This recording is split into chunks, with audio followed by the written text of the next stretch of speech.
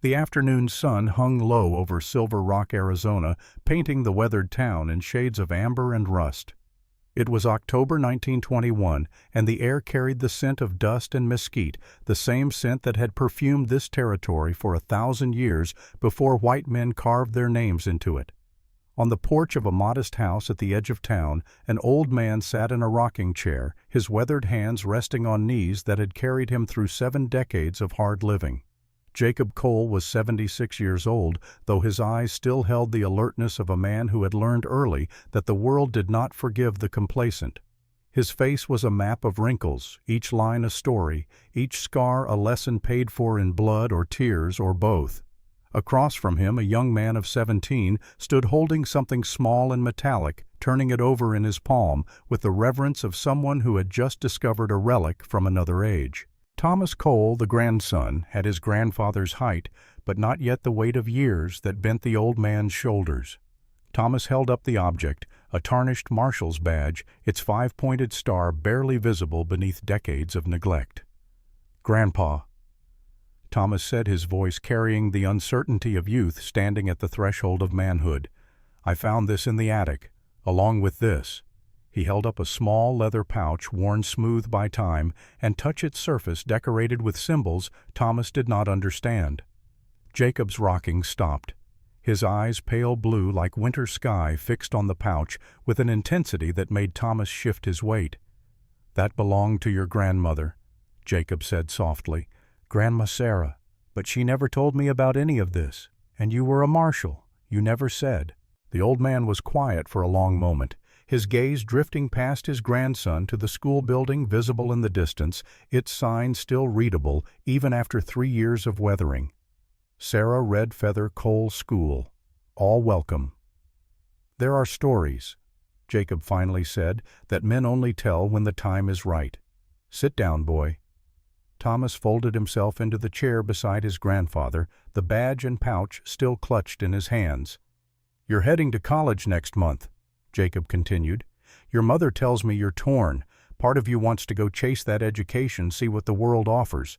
Part of you thinks you should stay help with the family business, do what's expected." Thomas nodded, surprised his grandfather understood. "Let me tell you about a choice I made," Jacob said. "Back in 1884, the year I learned that sometimes a man has to burn down everything he knows to build something worth keeping." The old man's eyes closed, and when he spoke again, his voice carried the weight of memory, pulling both of them back through the years. "It started with fire," Jacob said, "and screaming, and a failure I carried like a stone in my chest for 3 long years." The porch seemed to fade. The sounds of 1921 grew distant, and in their place came the ghost of another time. Abilene, Kansas, March 15th, 1881. The flames reached 30 feet into the night sky, turning darkness into a hell of orange and crimson.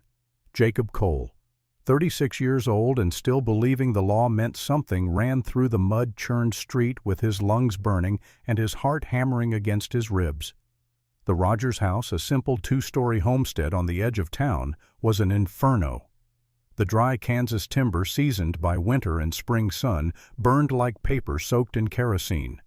The heat hit Jacob 20 yards out, a wall of scorching air that made his eyes water and his skin prickle. He could hear her, Emma Rogers, 8 years old, her voice cutting through the roar of flames like a knife through flesh. "Marshal Cole, help us please." Jacob did not hesitate. He had been marshal of Abilene for 4 years. He had broken up bar fights, tracked down cattle thieves, faced down armed drunks with more courage than sense. But nothing had prepared him for the sound of a child burning alive. He kicked in the front door, or what remained of it. The frame collapsed inward, showering him with embers. Inside, the smoke was thick as wool, black and choking. He pulled his bandana up over his nose and mouth, useless against the heat, but automatic, a reflex from years of prairie dust storms. "Emma, Mrs. Rogers, where are you?" The stairs were still intact barely. Jacob took them 2 at a time, his boots crunching on fallen debris. The heat grew worse with each step, the air itself seeming to ignite around him. He found them on the 2nd-floor landing. Mary Rogers, a woman of 32 who had laughed at Jacob's jokes just 2 days ago while buying flour at the general store, lay collapsed against the wall. Her dress was smoking. Her eyes were closed. Beside her, clutching her mother's arm, Emma Rogers stared at Jacob with eyes too large for her small face. "Marshall," Emma whispered, her voice already weak from smoke. "Daniel, he's in the back room." Daniel Rogers, 5 years old. Jacob had taught the boy to whittle just last month. "I'm getting you out first," Jacob said, reaching for Emma. The ceiling chose that moment to betray him. The beam came down like the hand of an angry god, massive and inevitable. Jacob saw it falling, tried to move, but the beam caught him across the back and drove him to the floor. The impact crushed the air from his lungs. Pain exploded along his spine, a white-hot agony that turned his vision gray at the edges. He tried to push up. His arms shook. The beam was oak solid and heavy, and it had him pinned like an insect. "Emma," he gasped. "Run! The stairs! Go!" But Emma Rogers did not run. She looked at him with those 2 large eyes, and then she looked toward the back room where her brother waited. "I can't leave Daniel," she said. The smoke was getting thicker. Jacob could taste it now, acrid and bitter, coating his tongue with the flavor of burning pine, and something worse, something that smelled like meat left too long over a fire. "Emma, please." Jacob tried again, but his voice was fading. The girl turned and disappeared into the smoke, moving toward the back room. Jacob heard her calling for her brother. He heard Daniel's answering cry, high and scared. And then he heard something else, the sound of timbers giving way. The crash was enormous, a cascade of breaking wood and collapsing structure. The house shuddered. More ceiling fell this time in the back rooms where the children had gone. Dust and ash billowed through the hallway, and Jacob, still pinned beneath the beam, could only lie there and listen. Listen to the silence that followed. Emma did not call out again. Neither did Daniel. Jacob lay beneath that beam for what felt like hours, but was probably only minutes. He heard boots on the stairs, felt hands grabbing him, pulling him free. His deputy, Garrett Blackwell, strong as an ox and twice as stubborn, hauled Jacob out of the burning house and into the mud of the street. "I couldn't," Jacob said. His voice cracked and raw. "I couldn't get them." Garrett's face was grim. "House is gone, Jacob. No one's getting out now." They stood together in the mud and watched the Rogers house burn to ash while the volunteer bucket brigade worked to keep the fire from spreading to neighboring buildings. By the time the flames died down to smoldering coals, there was nothing left but blackened timbers and 3 bodies. John Rogers, the father, had been out of town buying seed corn. He returned at dawn to find his family dead and his home destroyed. The investigation was swift. Judge Elias Harmon, who presided over the circuit court in Abilene, personally oversaw the inquest. The conclusion came within a week. Arson. Harmon declared, his jowled face grave and official. Perpetrated by hostile Apache seeking revenge for the displacement of their people. Jacob, still bandaged from the burns he had suffered on his back, stood in the courtroom and felt something cold settle in his chest. "There are no Apache within 200 miles of Abilene," he said quietly. Harmon's eyes, small and dark, like raisins pressed into dough, fixed on him. "Are you questioning this court's findings, Marshal Cole?" "I'm questioning how you arrived at them so quickly, Your Honor." The judge's expression did not change, but Jacob saw something flicker in those small eyes. A warning, a threat. "The evidence is clear," Harmon said. "Kerosene was used as an accelerant. The pattern of burning suggests multiple points of ignition. This was a coordinated attack by parties unknown but certainly hostile to white settlers. Case closed." Jacob wanted to argue. He wanted to point out that no Apache would use kerosene when fire arrows worked just fine. He wanted to ask how anyone could determine multiple ignition points when the entire structure had been reduced to ash. But he saw the faces of the other men in that courtroom, the prominent ranchers and businessmen who stood behind Harmon's bench like a wall of respectability and power. And he said nothing. 3 weeks later, Jacob was cleaning out his office, preparing to leave Abilene forever. He had resigned as marshal. The weight of his failure, The sound of Emma's voice calling his name had become unbearable. He could not walk past the charred lot where the Rogers house had stood without tasting bile. That was when he found the lighter. It was a simple thing, a brass Zippo-style lighter scratched and worn. Jacob found it wedged between two pieces of timber at the edge of the burn site, overlooked by everyone who had examined the scene. He picked it up, turned it over, and saw the initials scratched into the base. G.B. Garrett Blackwell. Jacob stood there for a long time, the lighter heavy in his hand, heavier than any badge he had ever worn. He thought about his deputy, the man he had considered a friend, almost a brother. He thought about how Garrett had been the one to pull him from the fire, how Garrett had been so certain the house was lost, how Garrett had been alone on watch the night the Rogers house burned. Jacob found Garrett at the saloon drinking whiskey and playing cards with men who laughed too loud at jokes that were not funny. When Jacob set the lighter on the table between them, the laughter died. "This yours?" Jacob asked quietly. Garrett looked at the lighter, then at Jacob. The deputy's face showed no surprise, no guilt, no fear. Just a cold, flat calm that Jacob had never seen before. "Could be," Garrett said. "I lose things. You were on patrol the night of the fire." "I was." "You said you saw nothing suspicious." "I didn't." Jacob leaned forward, his voice dropping to barely above a whisper. "Why, Garrett?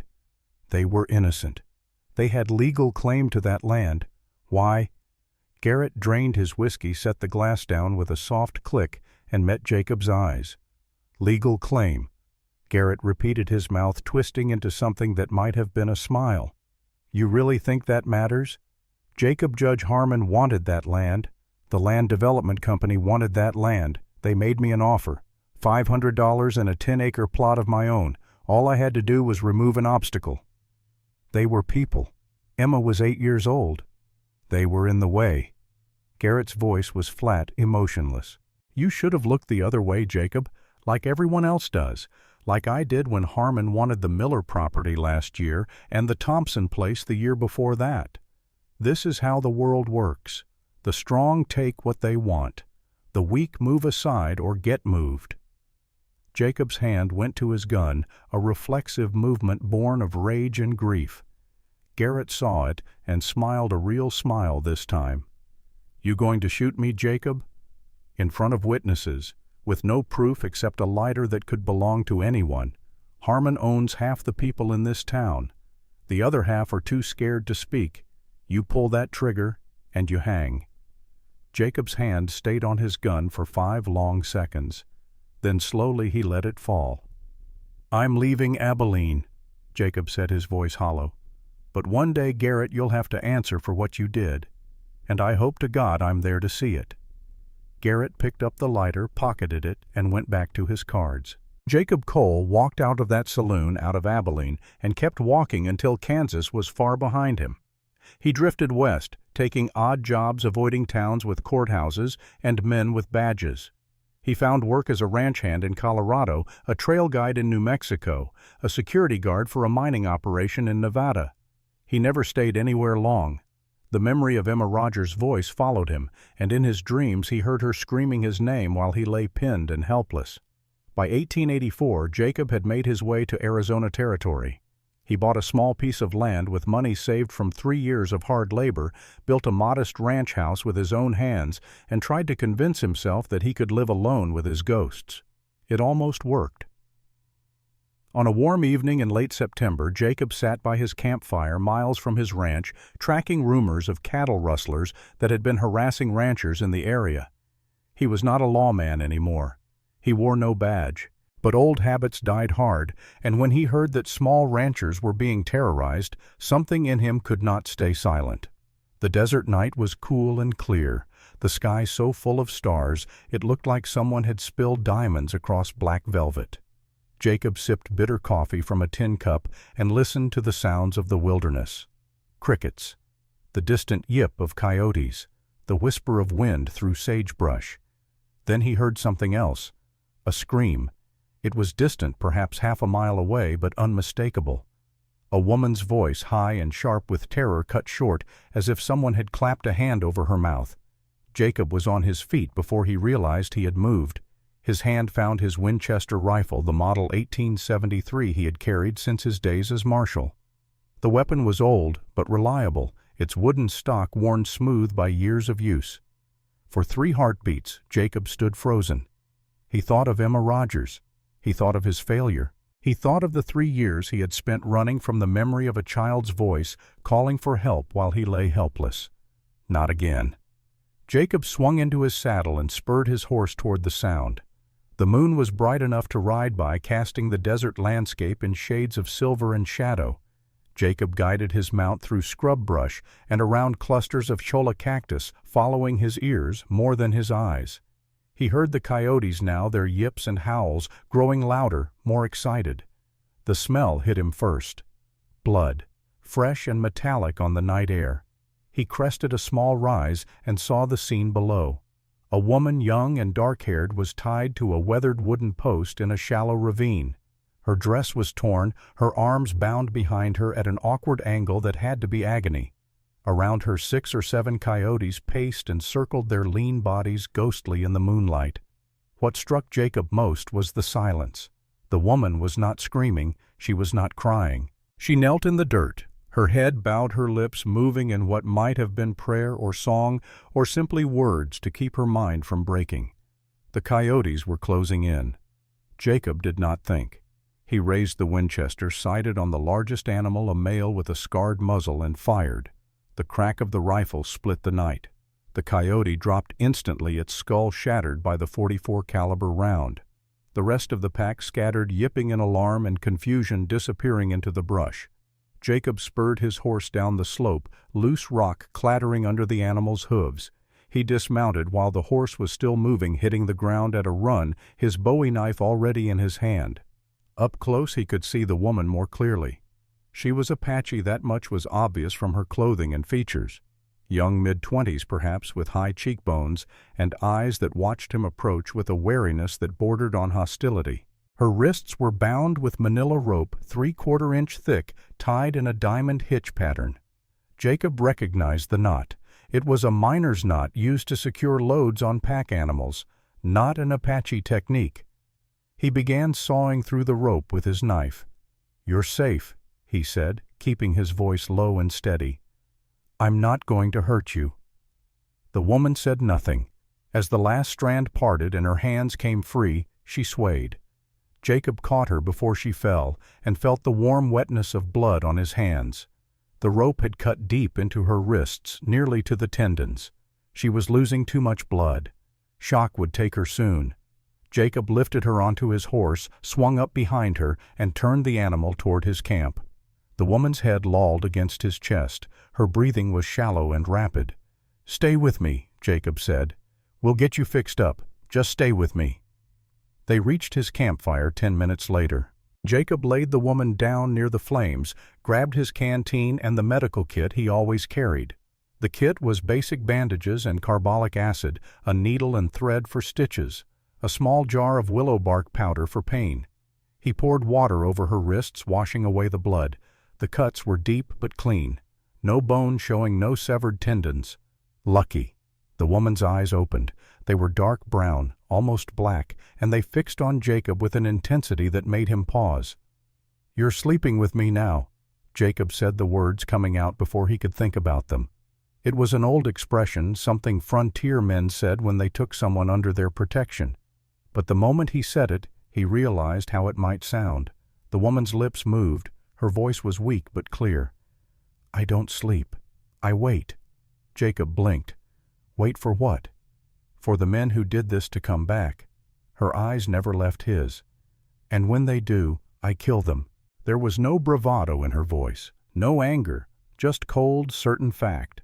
Jacob began wrapping her wrists with clean cloth, working quickly and efficiently. "Who did this to you?" She did not answer at first. Jacob finished bandaging her left wrist and moved to the right. "Men who want something I have," she finally said. "What do you have?" "Truth. And truth is worth more than gold in this territory." Jacob tied off the second bandage and sat back. The woman was watching him with that same unwavering stare, and he had the distinct impression she was evaluating him, weighing him against some internal measure. "I'm Jacob," he said. "Jacob Cole." Another long pause, then, "Sarah. My name is Sarah Redfeather." "Sarah," Jacob repeated. "Can you sit up?" She tried. Her arms shook with the effort, but she managed to push herself upright. Jacob handed her the canteen. She took it, drank sparingly, then handed it back. "You should drink more," Jacob said. "I take only what I must." The discipline in her voice surprised him. Most people in her situation would have drained the canteen, but Sarah Redfeather drank like someone who had been taught to ration to endure. Jacob built up the fire, adding mesquite wood that burned hot and bright. He tore a strip of cloth from his saddlebag and reached for Sarah's wrists again. "I need to clean these properly," he said, "to stop infection." Sarah extended her hands without protest. As Jacob worked, he studied her face. Dirt streaked her cheeks. Her hair, long and black, was tangled with bits of brush. But beneath the grime, she had a strength in her features, a set to her jaw that spoke of someone who had survived worse than tonight. "The cuts are deep," Jacob said. "You'll scar." "Scars are proof of survival." Jacob paused in his work, struck by the simple truth of that statement. His own back was a mass of scar tissue from the Abilene fire. He had always thought of them as marks of failure. But Sarah spoke of scars as badges of honor. He finished cleaning the wounds and applied a paste made from crushed echinacea root, something he had learned from a Navajo trader years ago.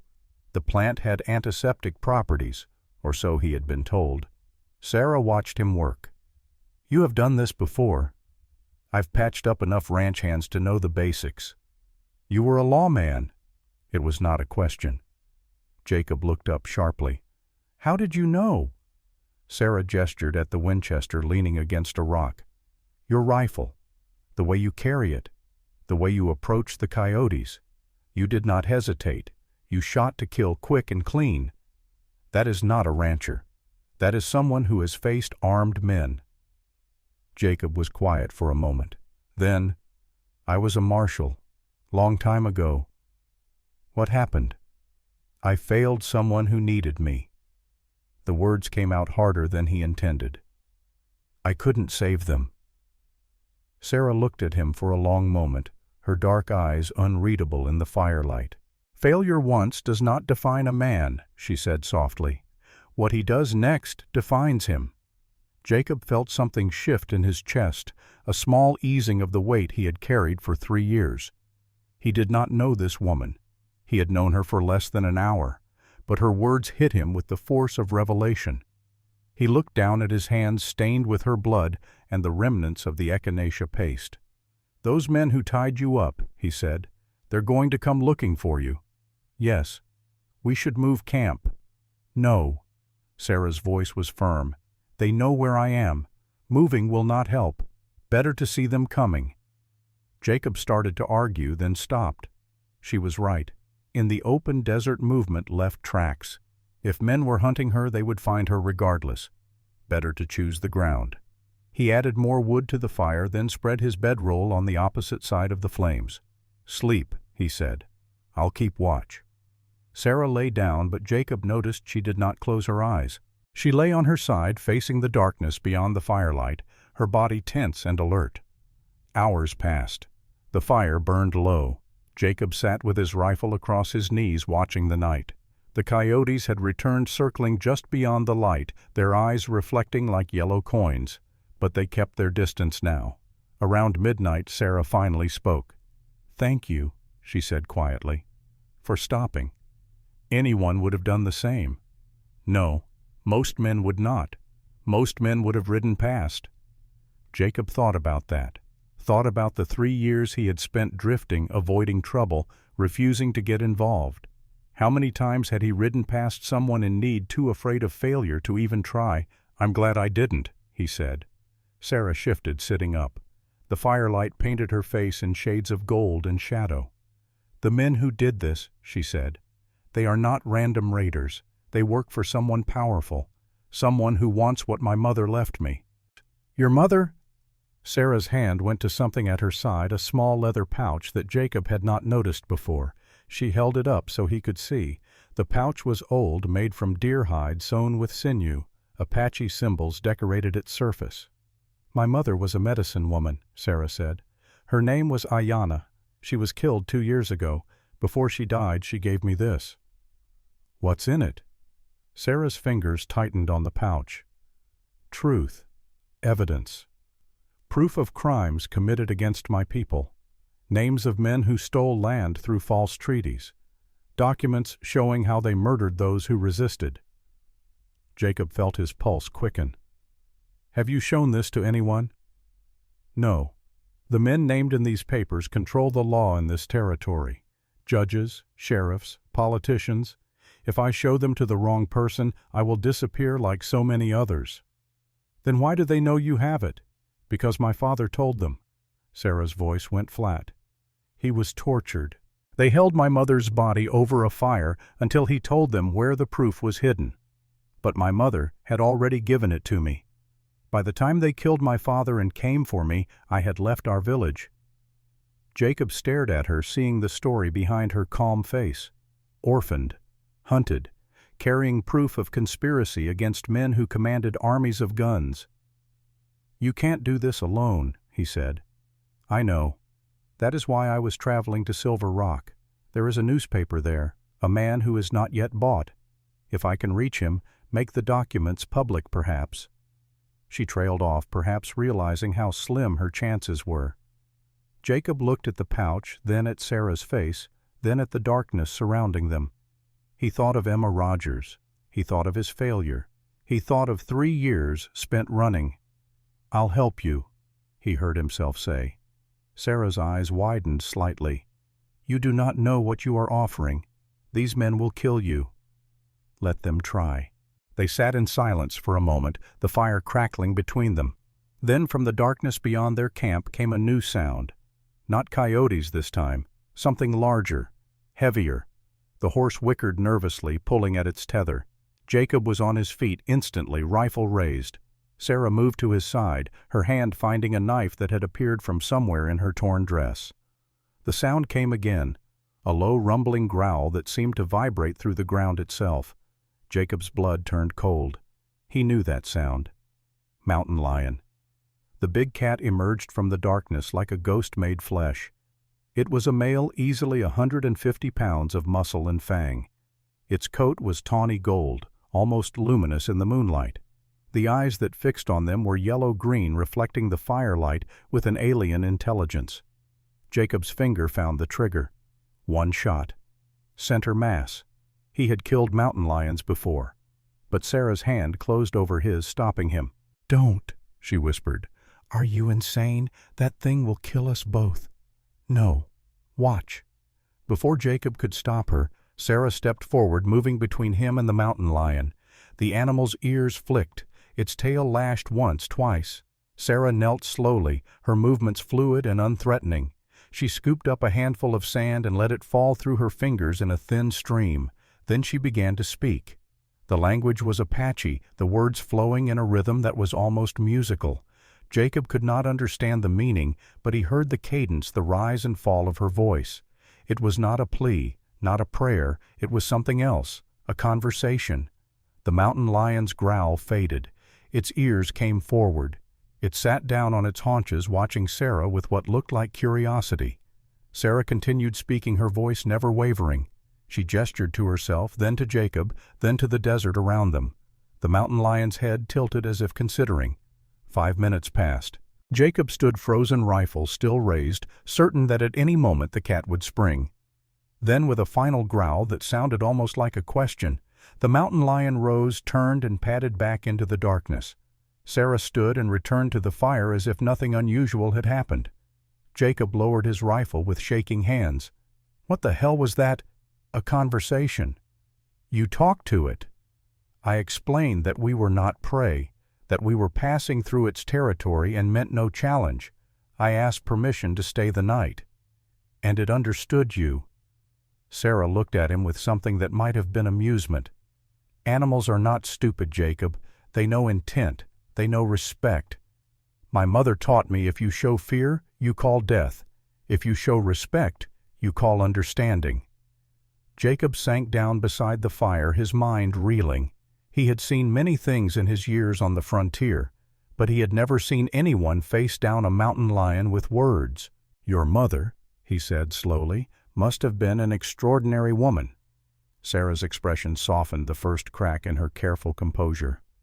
"She was. The most extraordinary person I have ever known. She could heal wounds that should have killed. She could speak to animals. She knew the desert like other people know their own homes." "How did she die?" The softness vanished. Sarah's face became stone. "The men who want this pouch," she said, her hand touching the leather bag at her side. "They killed her. They tortured my father until he told them where she had hidden the evidence. Then they hunted her down. She died fighting. 3 of them died with her. But in the end, there were too many. I'm sorry." "Do not be sorry. Be ready. Those men will come. And when they do, they will not stop until they have this pouch, or I am dead." As if summoned by her words, the horse suddenly whinnied in alarm. Jacob spun rifle, coming up again. From the ridge above their camp, the sound of falling stones. Not the random tumble of desert wind. The deliberate crunch of boots on rock. Someone was out there. Sarah moved to Jacob's side, her knife gleaming in the firelight. "How many?" Jacob whispered. Sarah tilted her head, listening. 3, maybe 4, moving carefully. They have been watching us for some time. Can you tell who they are? Not yet, but they are not Apache. Their boots are too heavy, their movements too loud. Jacob's mind raced. If there were men on the ridge, they had the high ground. In a firefight, Jacob and Sarah would be sitting ducks, but if they ran, they would be tracked and hunted down within hours. "We need to know what we're facing," Jacob said. "Stay here. Keep the fire going.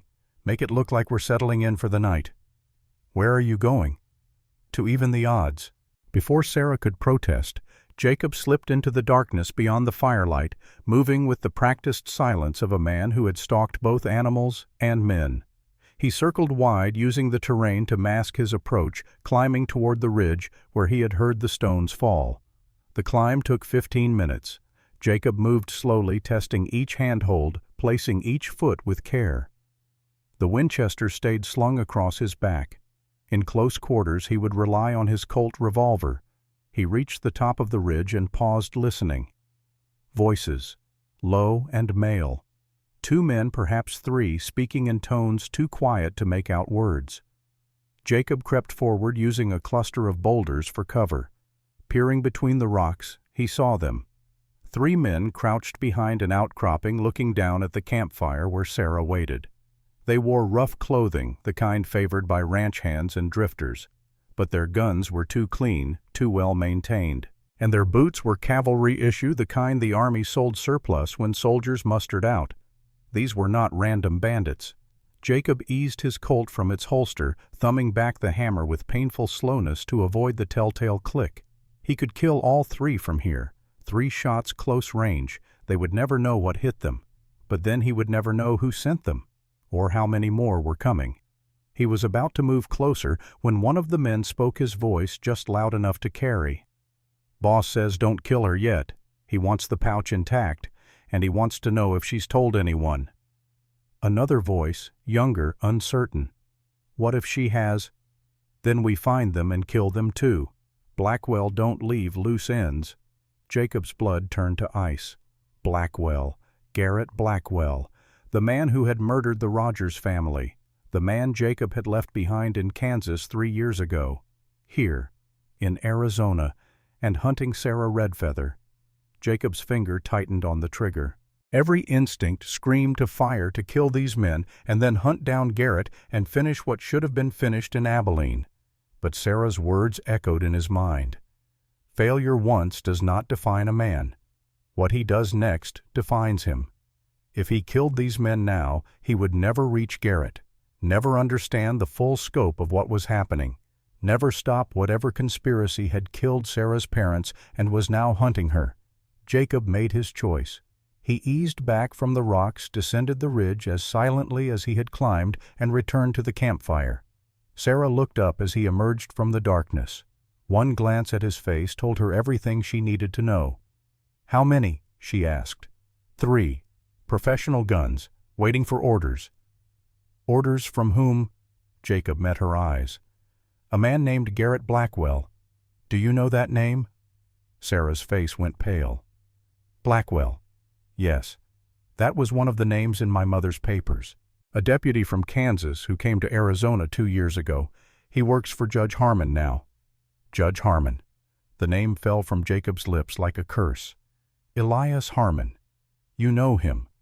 Jacob laughed a sound without humor. "Know him. He's the reason I left Kansas. He's the man who ordered the murder of an innocent family, and Garrett Blackwell was the one who lit the match." Understanding dawned in Sarah's eyes. "The family you could not save. In Abilene." Jacob nodded, his jaw tight. Sarah looked down at the pouch in her hands, then back at Jacob. "Then this is not chance. Harmon is here in Arizona doing the same thing he did in Kansas. Stealing land, murdering those who resist. And my mother found proof."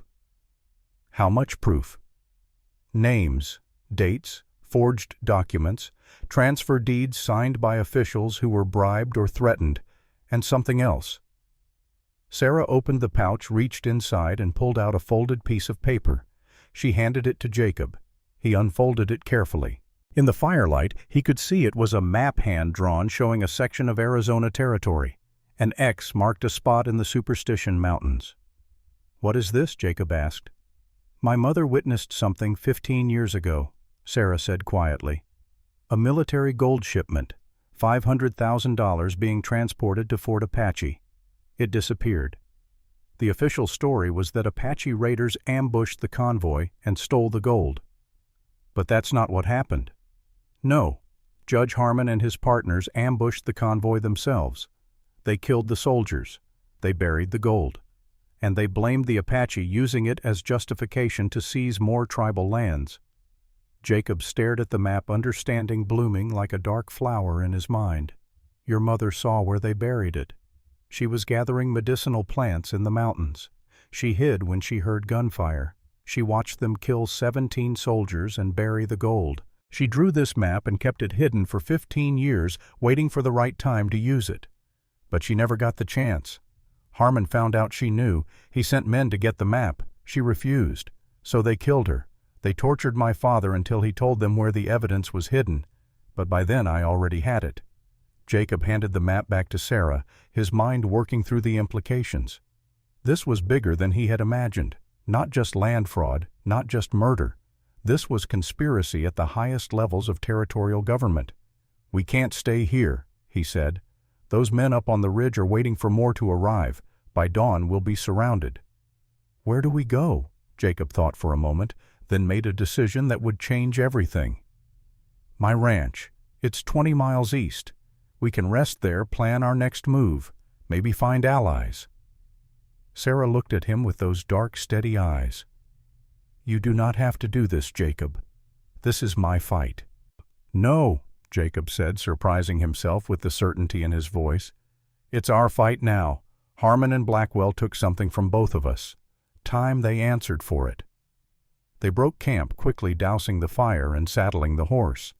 Jacob helped Sarah mount, then swung up behind her.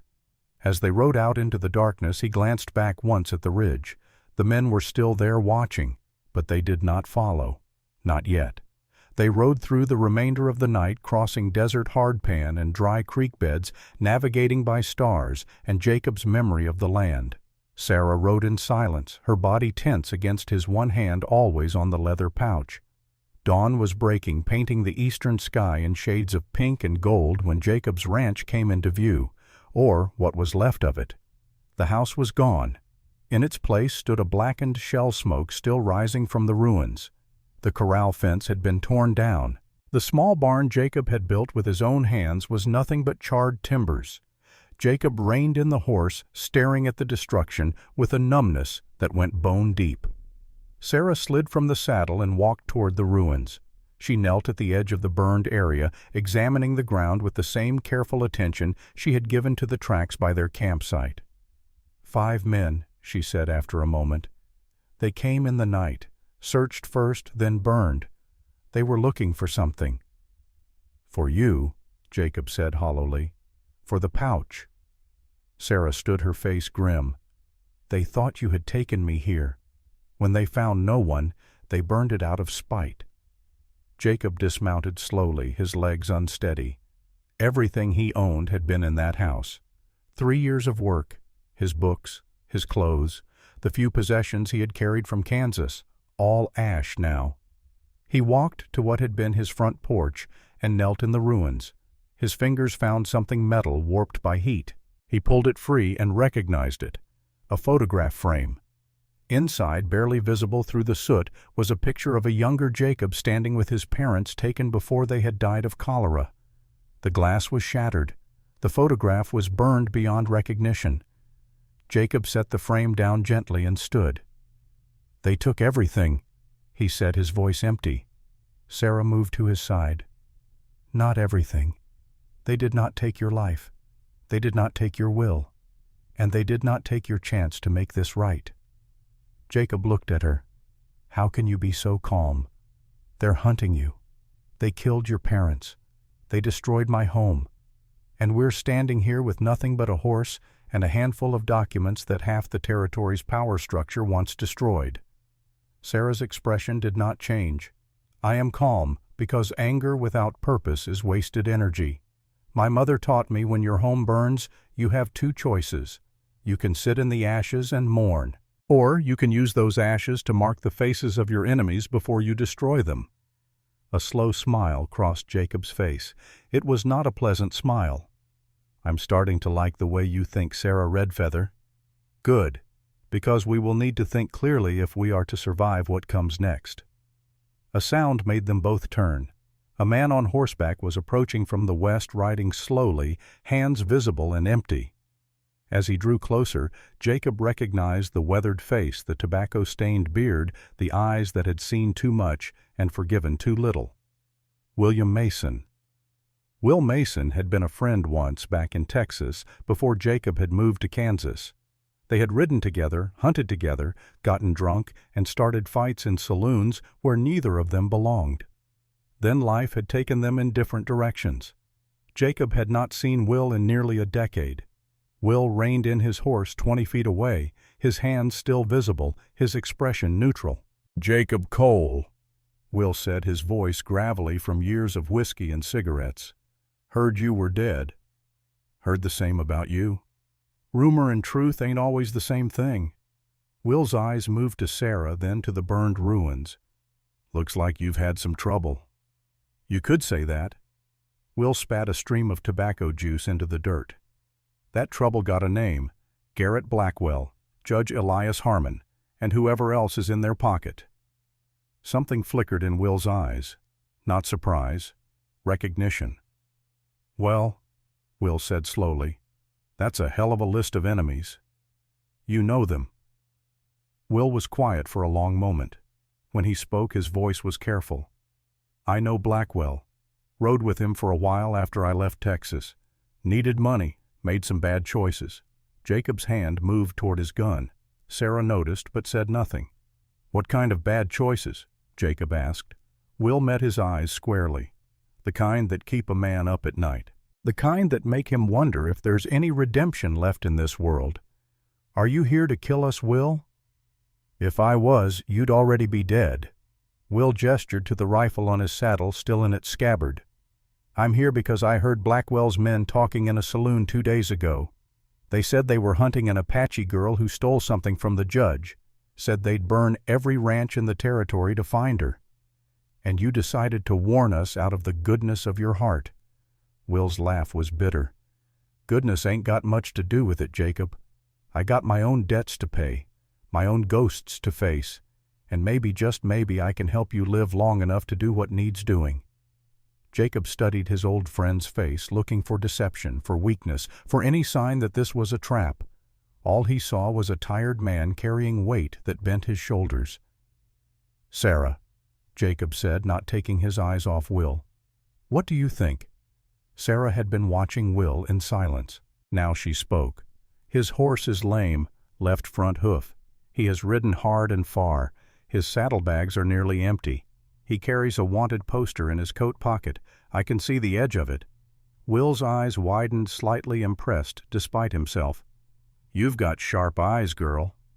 And you have a choice to make, Sarah replied. Help us or ride away. But know this, if you ride with us there is no turning back. The men hunting me do not forgive. They do not forget.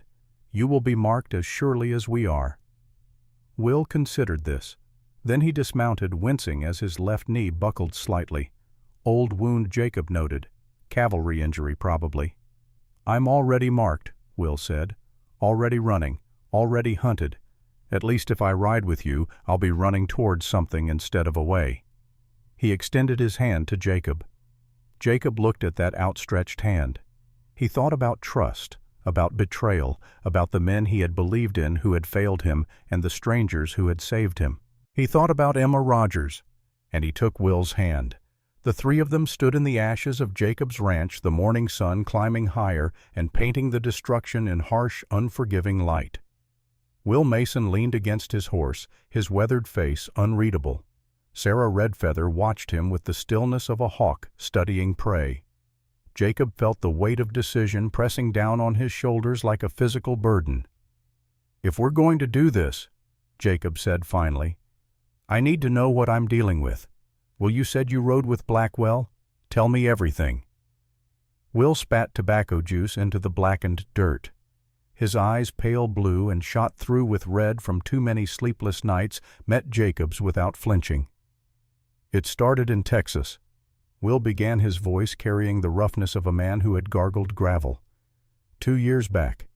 I'd lost everything. Wife died of fever. Ranch foreclosed.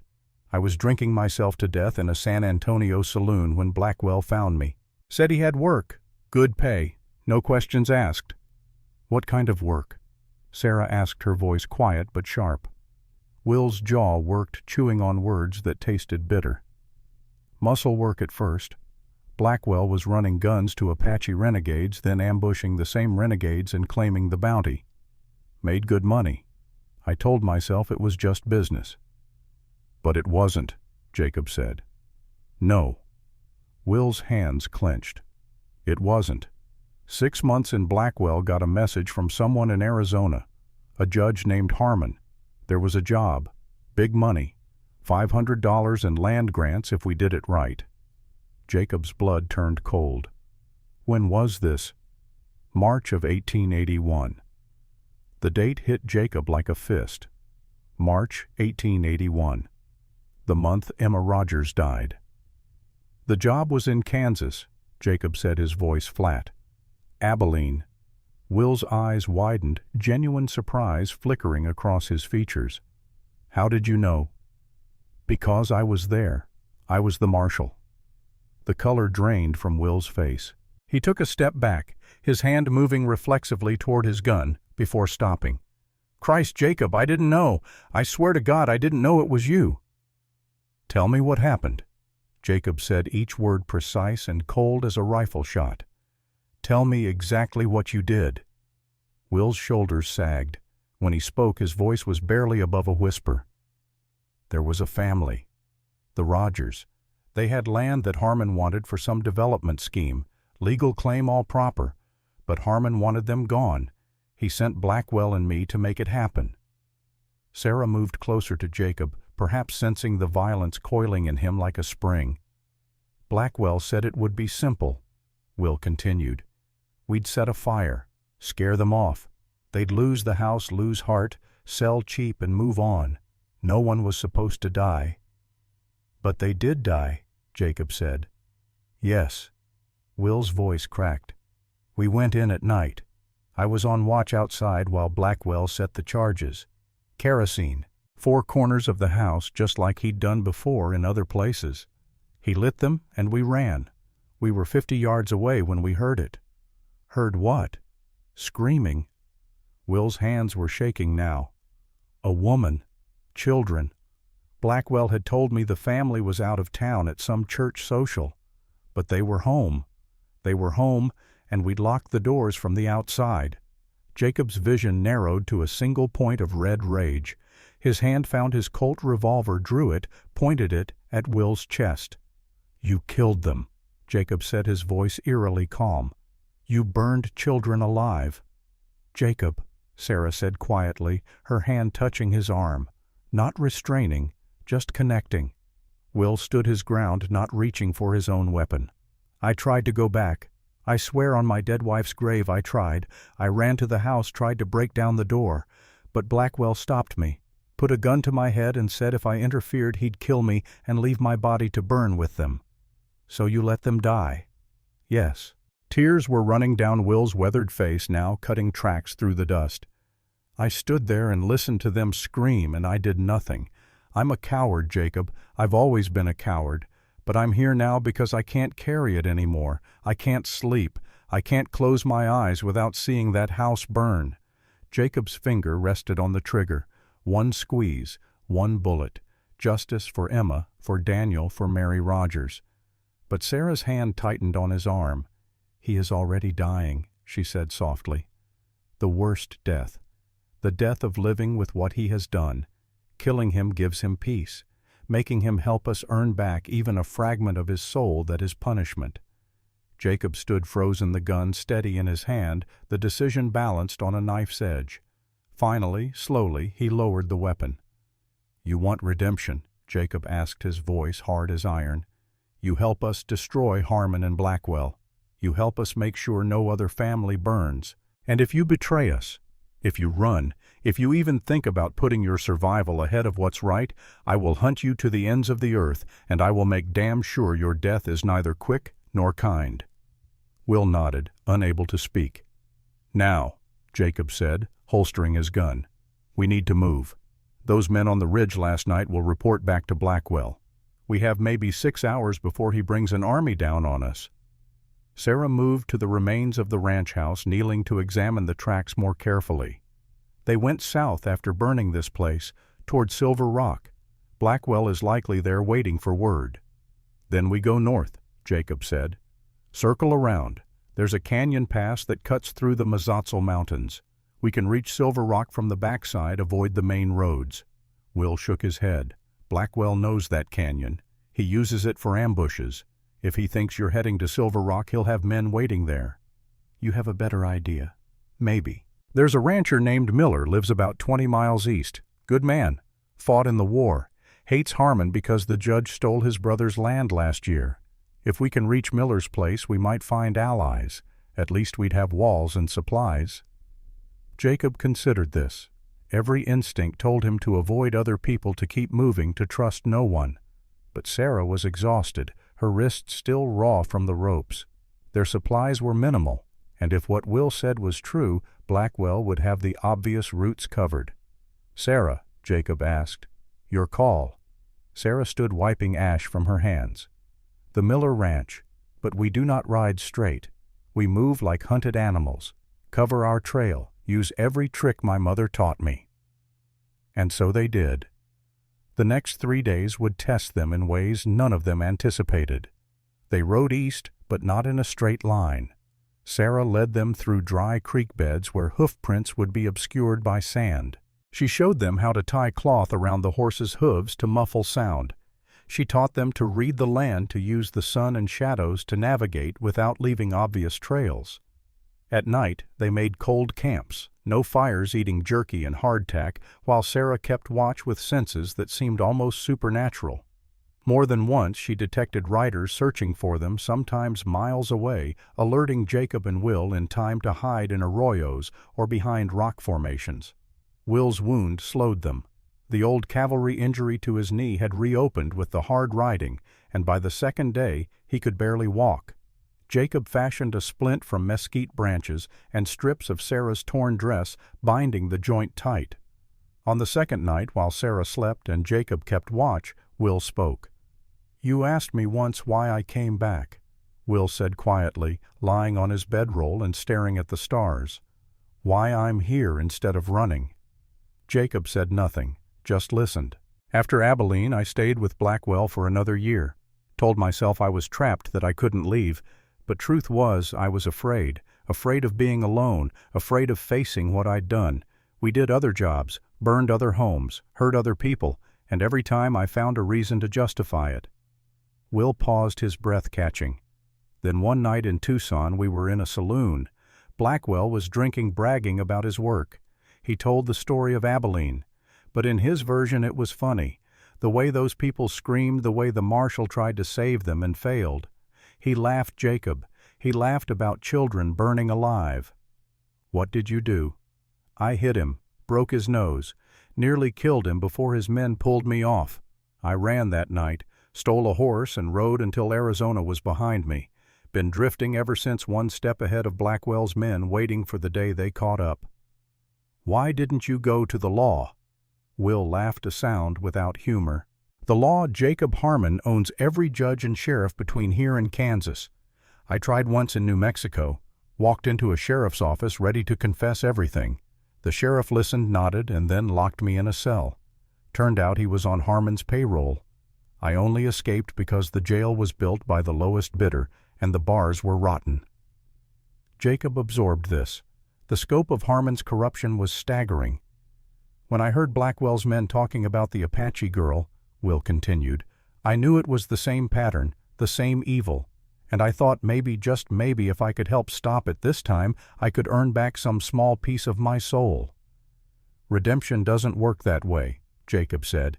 "You can't balance the scales. Those children are still dead. Their screams still echo." "I know, but at least I can make sure no more children scream." Sarah, who Jacob had thought was asleep, spoke from her bedroll. "The Apache have a saying, 'A man who kills the wolf that killed his family is just. A man who kills the wolf to prevent it from killing others is wise. You cannot bring back the dead William Mason, but you can protect the living." Will was quiet for a long moment. "Thank you," he finally said. "Do not thank me yet," Sarah replied. "First, survive. Then we will see if your redemption has weight." On the third day they saw the Miller Ranch in the distance. It was larger than Jacob had expected, a sprawling collection of buildings set in a valley with good water and grazing land. Cattle dotted the hillsides. Smoke rose from the main house chimney. But something was wrong. Jacob raised his hand, halting their small group. He pulled out a small telescope, a relic from his marshal days, and studied the ranch. "I see movement," he said, "but not ranch hands. Men on horseback, at least 6, circling the main house." "Blackwell's men?" Will asked. "Maybe. Or worse." Sarah closed her eyes, tilting her head as if listening to something beyond hearing. "There are people in the house. I hear voices. Children." Jacob's stomach clenched. Not again.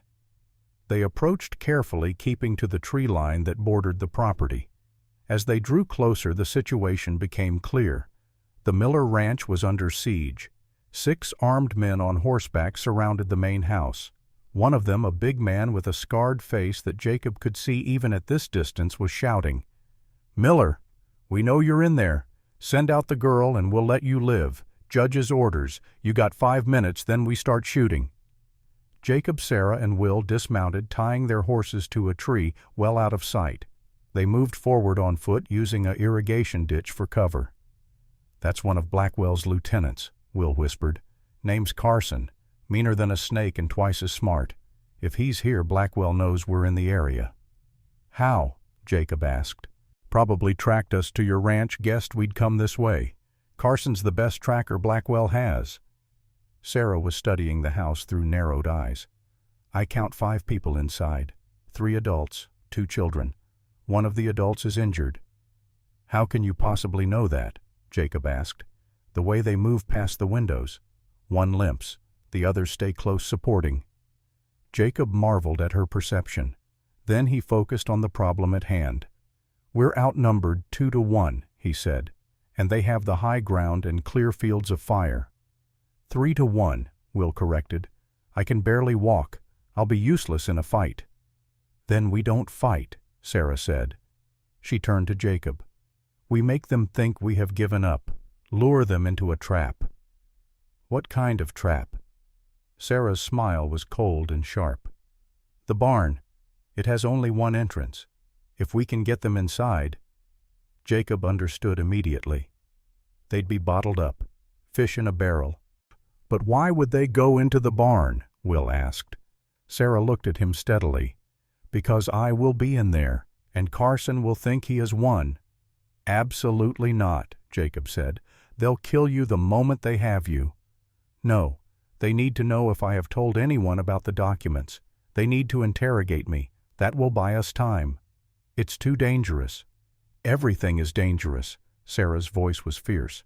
Those children in that house will die if we do nothing. We failed children before. We will not fail again. The words hit Jacob like a physical blow. She was right. Emma Rogers had died because he had hesitated, because he had been too slow, too weak.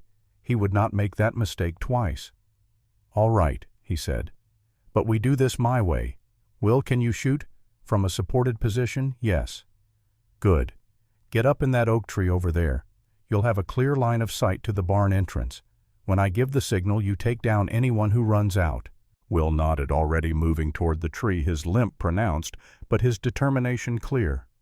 Jacob turned to Sarah. You walk out there. Hands up. Tell them you surrender. But demand they let the Miller family go first before you give up the pouch. And if they refuse, they won't. Carson wants you alive. He'll play along to get you in that barn. Sarah reached into her dress and pulled out the leather pouch. For a moment she held it, her fingers tracing the Apache symbols her mother had sewn there so many years ago. Then she handed it to Jacob. If this goes wrong, she said quietly, you make sure these documents reach Silver Rock. You make sure my mother's death means something. Jacob took the pouch, the weight of it somehow heavier than it should be. It won't go wrong. Promise me, Jacob. He met her dark eyes, saw the steel beneath the fear, and nodded. I promise. Sarah walked out of the irrigation ditch, her hands raised above her head. The effect was immediate. All 6 riders turned guns, swinging to cover her. Carson, the scarred man, held up a hand to stop his men from firing. Well, well, Carson called out. The little bird finally shows herself. Where's your protector, girl, the ex-marshal? Gone, Sarah said, her voice carrying across the yard. He left me when he realized what he was facing. I am alone. Carson laughed. Smart man. Too bad for you. I will give you what you want, Sarah continued. But first let these people go.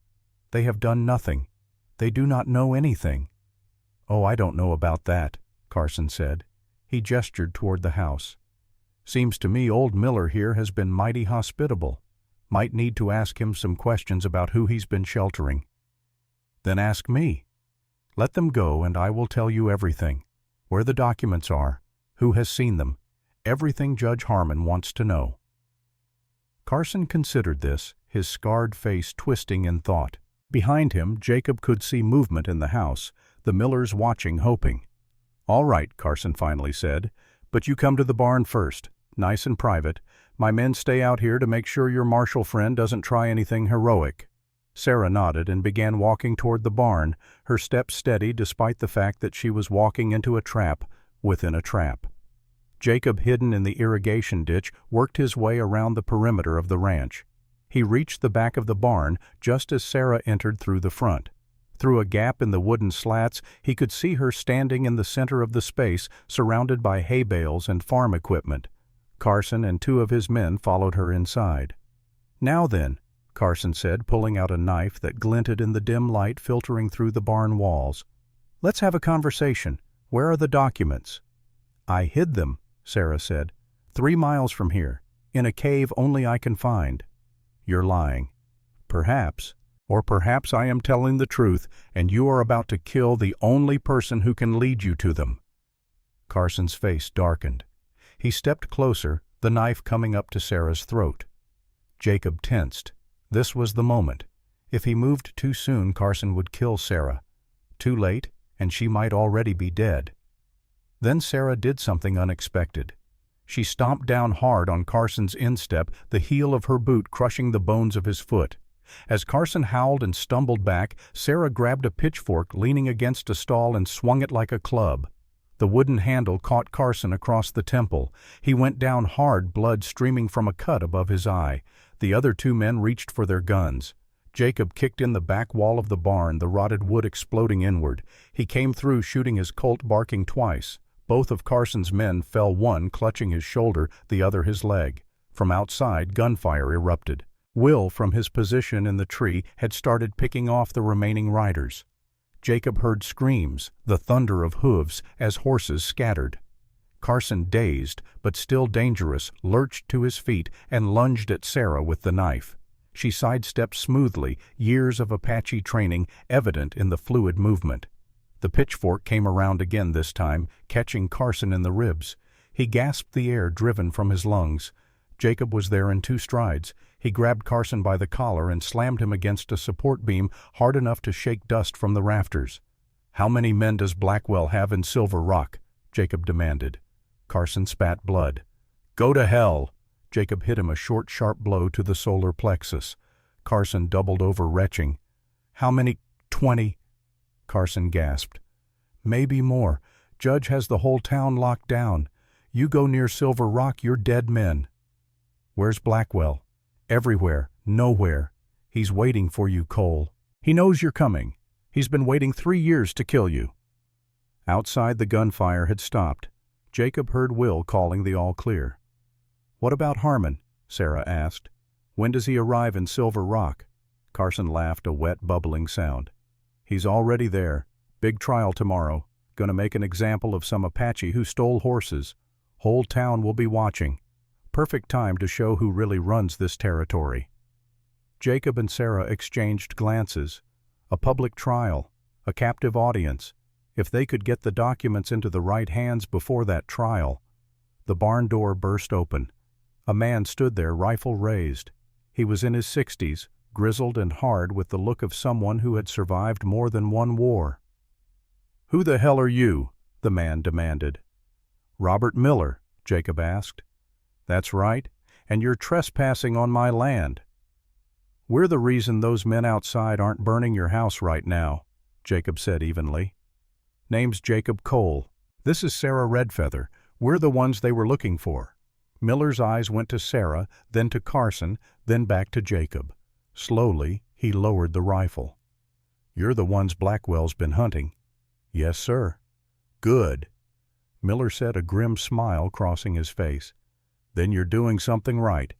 Any enemy of Garrett Blackwell is a friend of mine." Over the next hour, while Will bound the wounds of Carson's men and Sarah tended to Miller's injured son, Jacob learned the full story.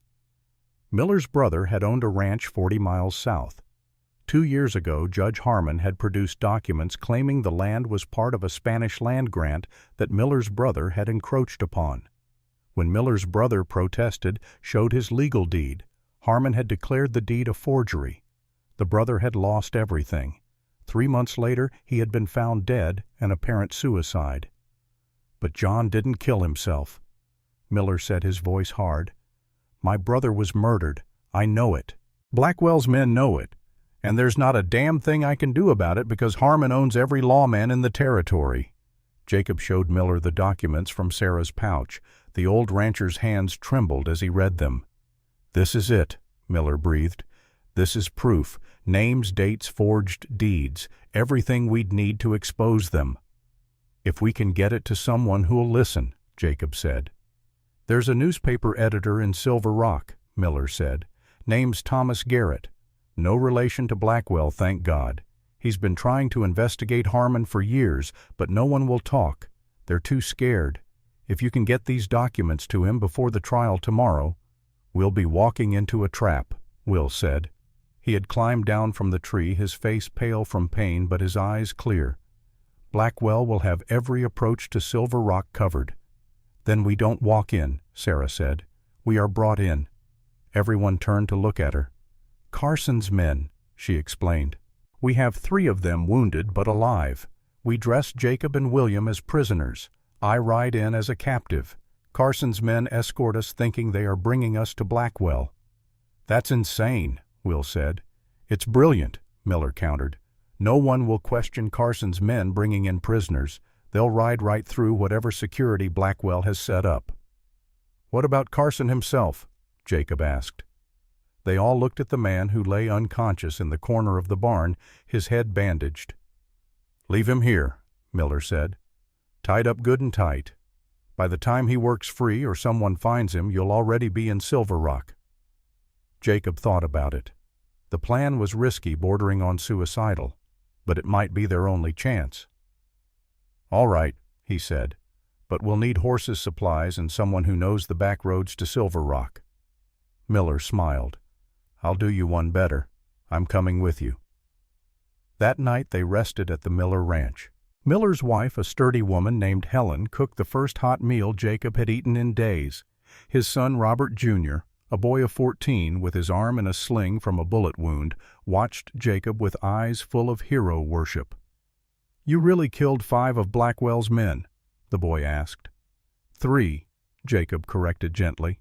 "And I didn't kill them for glory or revenge. I killed them because they were hurting people who couldn't defend themselves." "Pa says you used to be a marshal." "A long time ago." "Why'd you stop?" Jacob was quiet for a moment, aware that Sarah was listening from across the room where she sat mending her dress. "Because I failed," Jacob finally said. "I wasn't fast enough, strong enough, smart enough. People died who shouldn't have. I couldn't live with that badge knowing what I'd done." "But you're fighting now," the boy said. "Isn't that the same thing?" "No. Now I'm not fighting because of a badge. I'm fighting because it's right." Young Robert thought about this. "I want to be like you when I grow up." Jacob put a hand on the boy's shoulder. "Then be better than me. Be the man who doesn't fail, who doesn't run, who stands when it matters most." Later, after the family had gone to bed, Jacob sat on the porch with Will and Sarah. The night was cool, the stars brilliant overhead. "Tomorrow we ride into hell," Will said quietly. "Yes," Jacob agreed. "You know Blackwell will be expecting a trap." "I'm counting on it." Sarah, who had been silent, spoke. "Jacob, there is something you should know. About the map. The gold." Jacob turned to her. "I told you my mother witnessed the gold being buried," Sarah continued. "What I did not tell you is that she recognized one of the men burying it." "Who?" "The governor of Arizona Territory, a man named Aldrich. He was there, Jacob. He helped kill those soldiers. He helped steal that gold, and he is still in power." Jacob felt the ground shift beneath him. The conspiracy went even higher than he had imagined. "If we expose Harmon," he said slowly, "we expose the governor." "Yes, which means the governor will do anything to stop us." They sat in silence, absorbing the implications. "Well," Will finally said, "at least we know exactly how deep the water is before we jump in." 500 feet and full of sharks," Jacob replied. "Better than drowning in ignorance." Sarah laughed, a sound Jacob had not heard from her before. It was warm and real, and it cut through the tension like sunlight through clouds. "You two are either very brave or very stupid," she said. "Can't it be both?" Will asked. Before anyone could answer, a sound from the darkness made them all reach for weapons. Hoofbeats, coming fast. Jacob was on his feet, rifle ready. Will moved to the side, positioning himself for a crossfire. Sarah melted into the shadows. A single rider emerged from the darkness, his horse lathered and blowing. He was one of Carson's men, the one with the shoulder wound. "Don't shoot," the man yelled. "I got a message." Miller appeared in the doorway, shotgun leveled. "Speak fast." The wounded man dismounted awkwardly, favoring his injured arm. "Blackwell knows. He knows you're here. He knows you got the documents, and he's coming. Him and 30 men. They'll be here by dawn." "Why are you telling us this?" Jacob demanded. The man looked at him, and Jacob saw fear in his eyes. Real, honest fear. "Because I'm done," the man said. "I signed up to run cattle and chase rustlers. I didn't sign up to murder families and burn children. Carson's crazy. Blackwell's worse. I want out, but if I run, they'll hunt me. My only chance is if you bring them down." "What's your name?" Sarah asked, stepping from the shadows. Tom Brennan." "Can we trust you, Tom Brennan?" Tom looked at her, at Jacob, at Will. "I got a daughter. Same age as the Rogers girl was. Every time I close my eyes, I see her face in that fire. I can't do this anymore." Jacob studied the man, looking for deception. All he saw was a broken man seeking absolution. "All right," Jacob said. "You want to help? Tell us everything. How many men with Blackwell? What weapons? What's their plan?" Tom talked for an hour, spilling everything he knew. By the time he finished, Jacob had a clear picture of what they were facing. 30 men, well armed, coming at dawn, and Garrett Blackwell at the head of them, finally ready to settle old scores. "We can't fight that many," Miller said. "Not and protect my family." "Then we don't fight here," Jacob said. He turned to Sarah. "You said there was a canyon between here and Silver Rock, the one Blackwell uses for ambushes." "Yes, narrow, steep walls." "Then that's where we make our stand. We lead Blackwell into his own trap." They worked through the night, planning, preparing. Miller gave them his best horses' ammunition supplies. His wife packed food. Young Robert, despite his wounded arm, helped load the saddlebags. An hour before dawn, they rode out. Jacob, Sarah, Will Miller, and Tom Brennan. 5 people against 30. 5 people carrying the truth against an empire of lies. As the first light touched the eastern horizon, they reached the canyon. It was perfect for an ambush, narrow enough that riders would have to go single file. High walls on both sides, riddled with crevices and ledges, perfect for shooters. One way in, one way out. "This is where we stop running," Jacob said. They positioned themselves. Miller and Tom took the high ground on the north wall. Will, despite his injured leg, climbed to a ledge on the south. Sarah and Jacob hid among the boulders at the canyon's mouth, and they waited. The sun climbed higher. Heat built in the canyon, turning it into an oven. Jacob's shirt stuck to his back, soaked with sweat. Beside him, Sarah was perfectly still, barely breathing, her eyes fixed on the canyon entrance. Then they heard it. Hoofbeats. Many horses. Coming fast. Jacob pressed himself against the rock rifle, ready. Beside him, Sarah drew her knife. The blade, a gift from her mother, caught the sunlight and threw it back like a promise. The first riders entered the canyon. Jacob counted. 10, 15, 20. And then he saw him. Garrett Blackwell rode at the center of the group, tall and straight in the saddle, his face harder than Jacob remembered. 3 years had not been kind to him. His hair had gone gray at the temples. Lines creased his face, but his eyes were the same. Cold. Empty. The eyes of a man who had sold his soul so long ago he couldn't remember what it had looked like. Blackwell raised his hand. The riders stopped. "Cole," Blackwell's voice echoed off the canyon walls. "I know you're here. I can smell your righteousness from here, you sanctimonious bastard." Jacob said nothing. Waited. "You should have stayed in whatever hole you crawled into," Blackwell continued. "Should have kept your head down and your mouth shut. But no. You had to play hero again. Had to save the poor Apache girl." Still Jacob waited. "I'm going to give you one chance, Cole. One chance to walk away. Give me the girl. Give me the documents. And I'll let you and your friends ride out of here." Sarah's hand found Jacob's. Her grip was strong, steady. "I'm not leaving," Jacob said, his voice carrying across the canyon. "Not this time." Blackwell laughed. "Then you're a fool, and fools die young." He drew his gun. But before he could fire, the canyon erupted.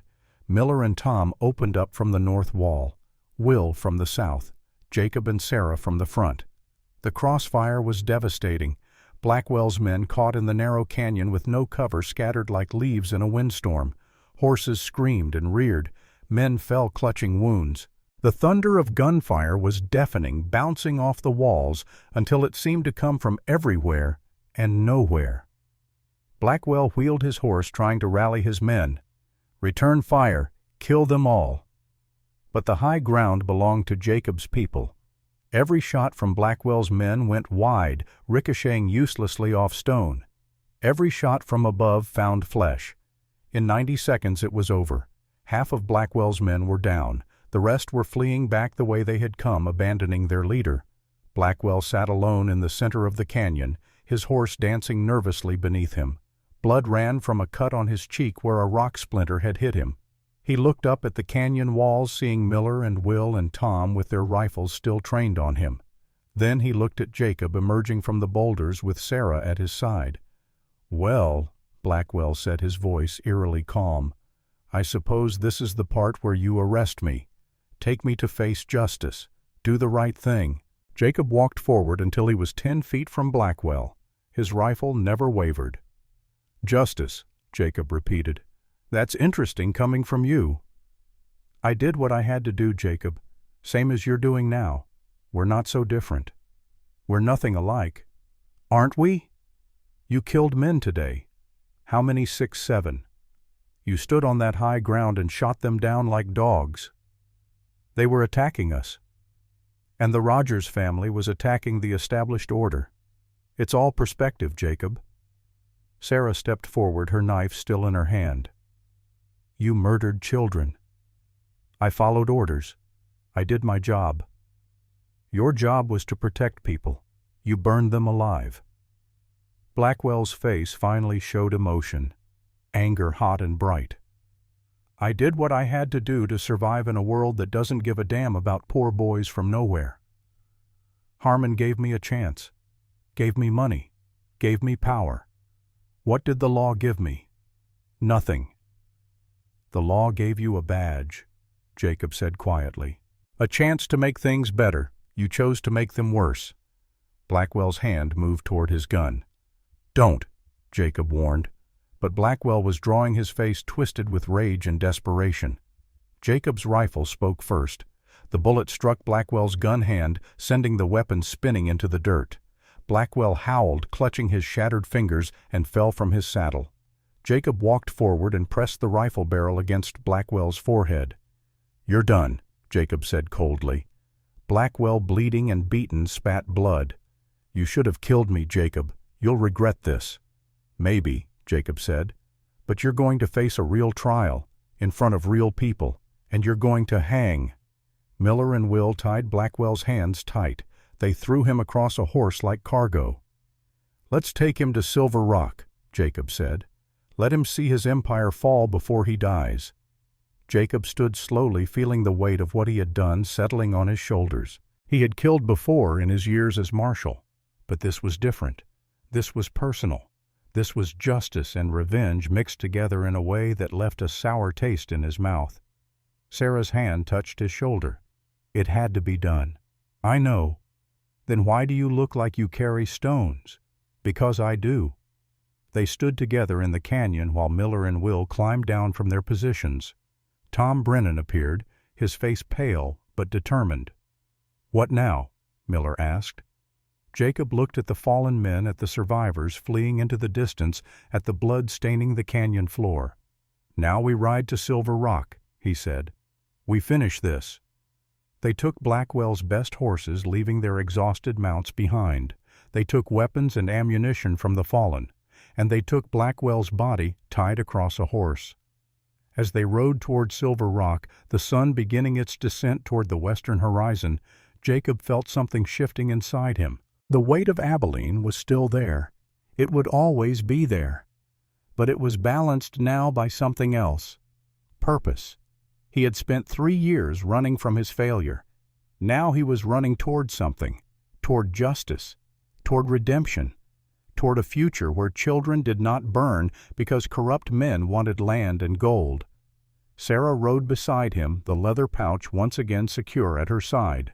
Will brought up the rear, his face set with determination despite his pain. Miller and Tom flanked them, rifles ready.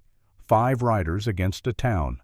5 riders carrying truth against an empire of lies.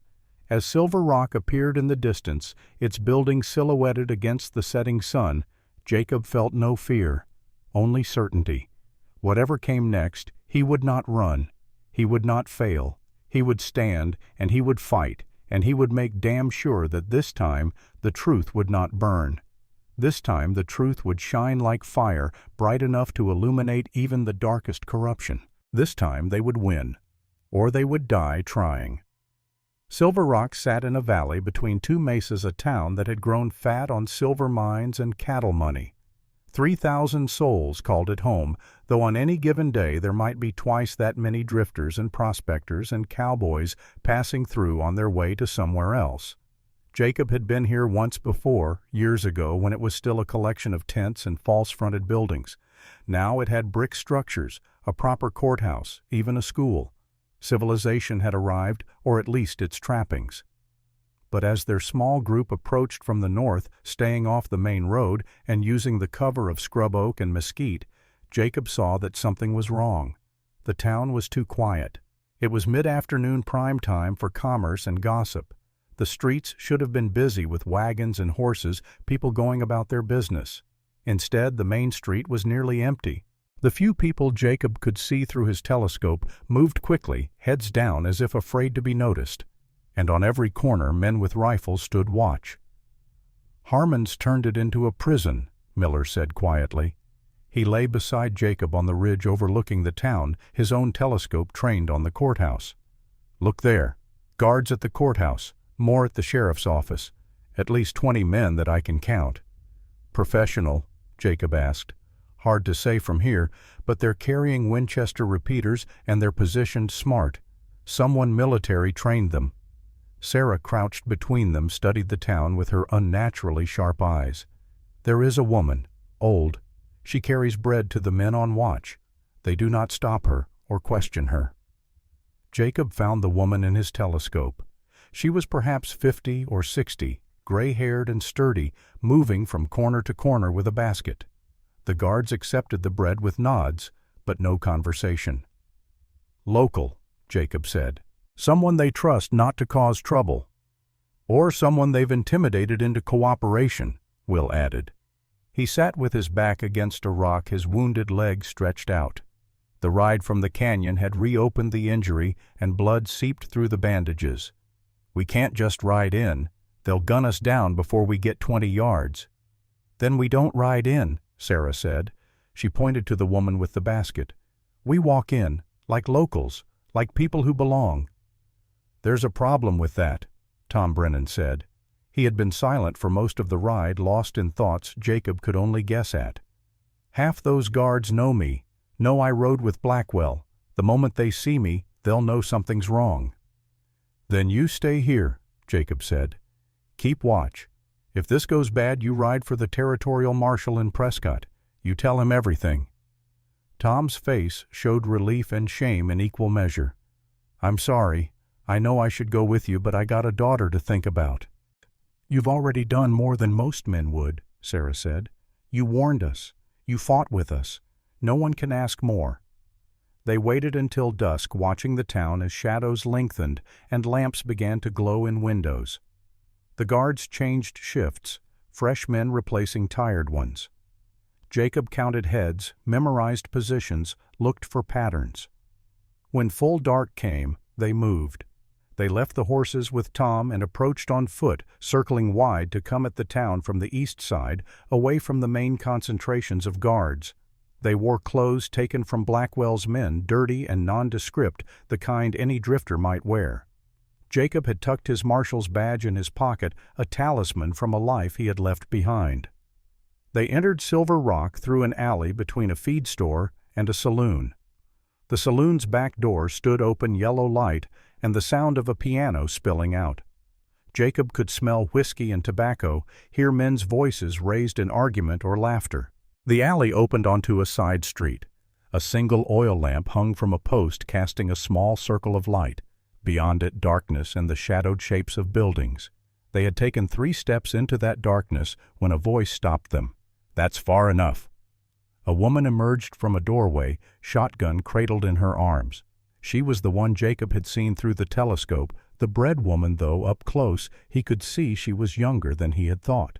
Perhaps 50, with gray hair pulled back in a severe bun and eyes that had seen too much to be easily fooled. "You're not from around here," the woman said. It was not a question. Jacob's hand moved toward his gun. The woman's shotgun came up an inch. "I wouldn't," she said mildly. "This scattergun's got a hair trigger, and I'm a nervous woman." "We don't want trouble," Jacob said. "Then you came to the wrong town. Silver Rock's got nothing but trouble these days." Her eyes moved from Jacob to Sarah to Will to Miller. "You're the ones they're looking for, the ones who killed Garrett Blackwell." News travels fast. One of Blackwell's men rode in 2 hours ago, said Blackwell was dead and his killers were coming. Judge Harmon damn near had a fit, doubled the guards, put the whole town on lockdown. She paused. "Good riddance, I say." Jacob blinked. "Excuse me. Garrett Blackwell was a murdering bastard. Anyone who put him down deserves a medal, not a noose." The woman lowered the shotgun slightly. "I'm Marie Thornton. I run the saloon." "Jacob Cole. This is Sarah Redfeather, Will Mason, and Robert Miller." Recognition flickered in Marie's eyes. "Miller, you're John Miller's brother." "I am." "John was a good man. What Harmon did to him was evil." Marie looked at them for a long moment, then made a decision. "Come with me, quick and quiet." She led them through the back door of the saloon, through a storage room that smelled of beer and sawdust, and up a narrow staircase to the second floor. The piano music and voices faded to a dull murmur. Marie's private quarters were small but clean. A bed, a table, 2 chairs, and a trunk. On the wall hung a photograph of a man in cavalry uniform, young and handsome, and forever frozen in time. "My husband," Marie said, following Jacob's gaze. "Thomas Thornton, died 15 years ago, murdered by the same men who just murdered Blackwell." Sarah stepped forward. "Your husband knew my mother, Ayanna." Marie's eyes widened. "You're Ayanna's daughter, Lord Child, I can see it now. You have her eyes." She sank into a chair, suddenly looking every one of her years. "Tom was a scout. He and Ayanna became friends. He learned Apache from her, learned to read sign and track game. When she found that gold convoy, she told Tom, made him promise to keep the secret until the time was right." "But the secret got out," Jacob said. "Yes, Tom thought he could trust his commanding officer, told him what Ayanna had seen. That officer went straight to Judge Harmon. 3 days later, Tom was found dead. Snakebite, they said. But Tom had been handling snakes his whole life. He knew better." "I'm sorry," Sarah said quietly. "Don't be sorry. Help me make it mean something." Marie stood, moved to the trunk, and pulled out a bottle of whiskey. She poured 4 glasses, handed them around. "To the dead. May they rest, and may their killers burn." They drank. The whiskey was good, burning smooth down Jacob's throat. "The trial tomorrow," Jacob said. "Tell us about it." Marie's face hardened. "Harmon's putting on a show. 3 Apache men accused of stealing horses. Everyone knows it's false. The horses were sold to them legally by a rancher who's since left the territory. But Harmon doesn't care about truth. He wants to remind everyone who has power." "What time does the trial start?" 10 in the morning. Courthouse will be packed. Harmon requires all business owners to attend. Says it's civic duty. Really, he just wants witnesses to his authority." Jacob's mind was already working. A packed courthouse, a captive audience.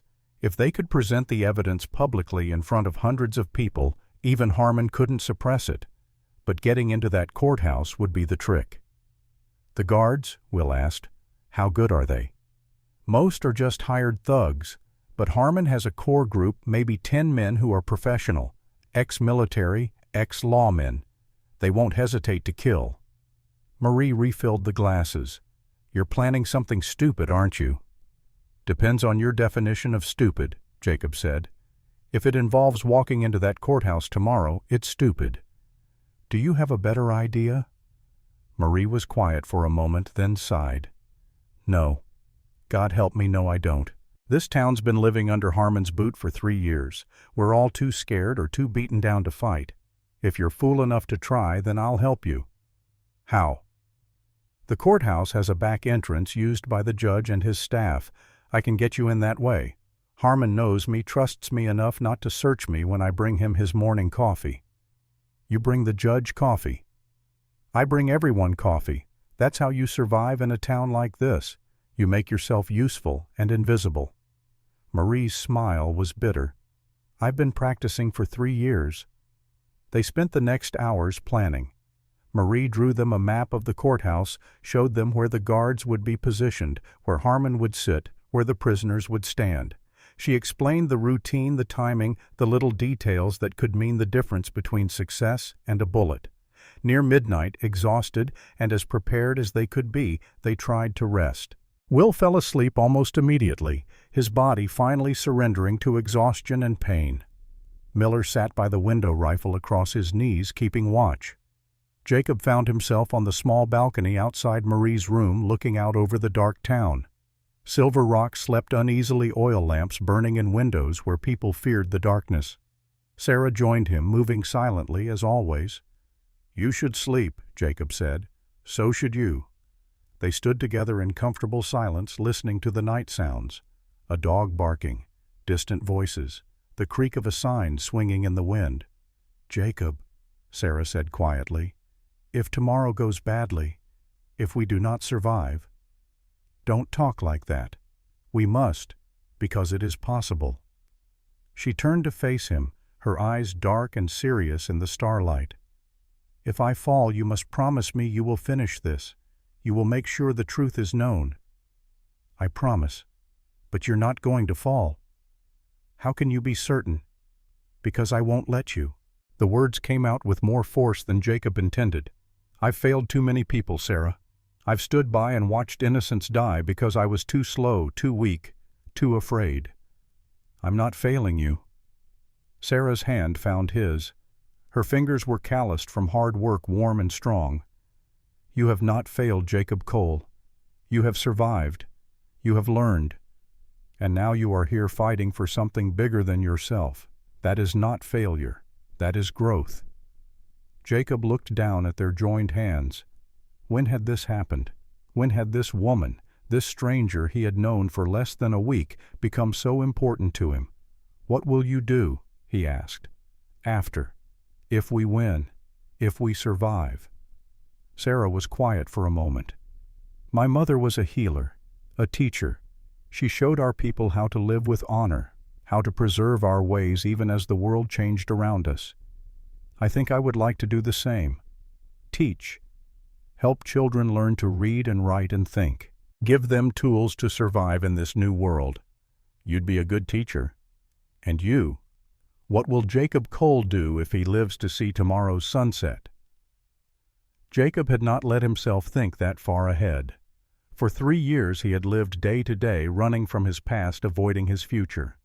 But standing here with Sarah's hand in his, looking out over a town about to explode into violence or justice or both, he found himself imagining something different. "Maybe I'll stop running," he said. "Maybe I'll find a place to stand and make it better. Wear a badge again, but this time do it right. Silver Rock will need a marshal, a real one. You think they'd have me. I think if we survive tomorrow they would elect you by acclamation." Jacob laughed softly. Then, surprising himself, he leaned down and kissed her. It was brief, chaste, a promise more than a passion. Sarah's lips were soft, her breath catching in surprise before she kissed him back. When they parted, she was smiling. "What was that for?" she asked. "For luck? For hope? For the future?" "Then we had better make sure we have one."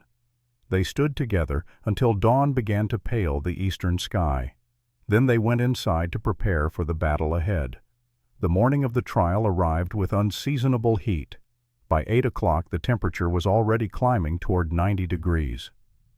The streets of Silver Rock began to fill as people made their way to the courthouse, some willing, most compelled by Harmon's edict.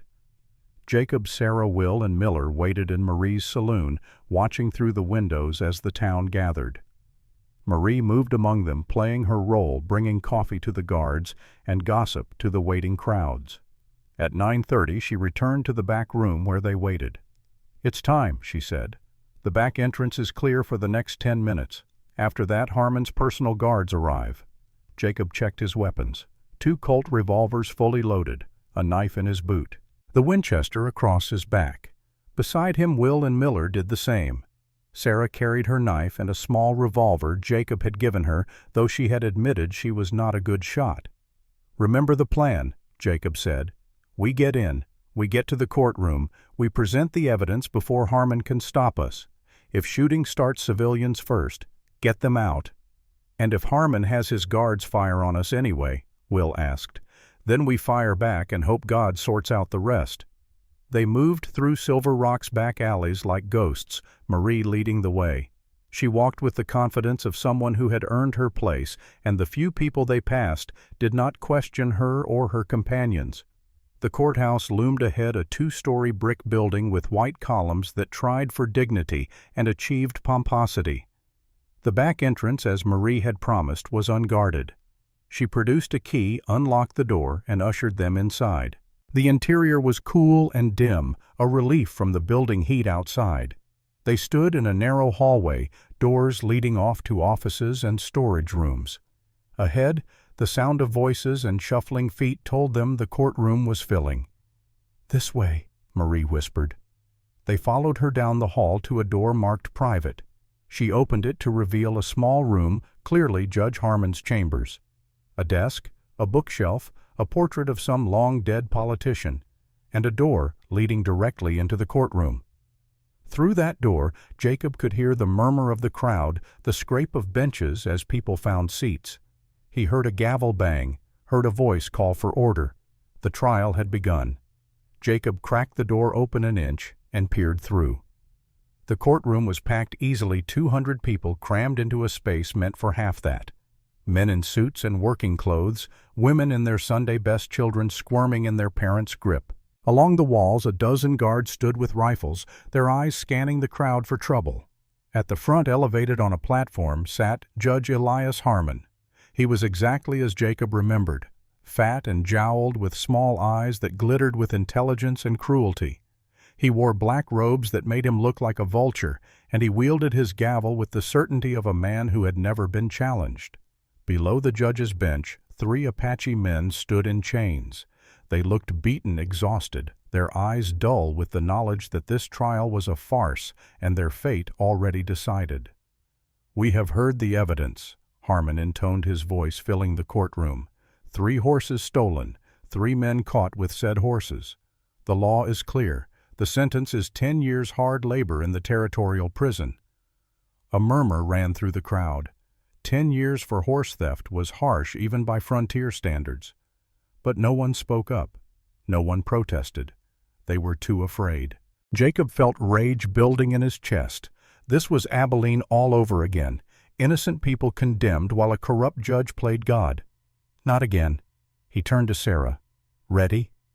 She nodded, her face calm, but her eyes fierce. Jacob took a breath, sent a quick prayer to a God he was not sure listened, and kicked open the door. The courtroom erupted in confusion as Jacob strode in, rifle in hand, but pointed at the ceiling. Will and Miller flanked him, weapons ready, and Sarah walked between them, head high, the leather pouch held before her like a shield. "Judge Harmon," Jacob called out, his voice cutting through the chaos. "This trial is over." Harmon's face went from surprise to rage in the space of a heartbeat. Guards seized them. But the guards hesitated, uncertain. This was not a drunken cowboy or a desperate thief. These were armed men who moved with purpose and confidence. And behind them, Marie Thornton had appeared, her shotgun now visible, and pointed at the nearest guard. "I wouldn't," Marie said pleasantly. "Nervous trigger finger, remember?" Jacob reached the center of the courtroom and turned to face the crowd. 200 pairs of eyes stared back at him, shocked and uncertain, and perhaps, just perhaps, hopeful.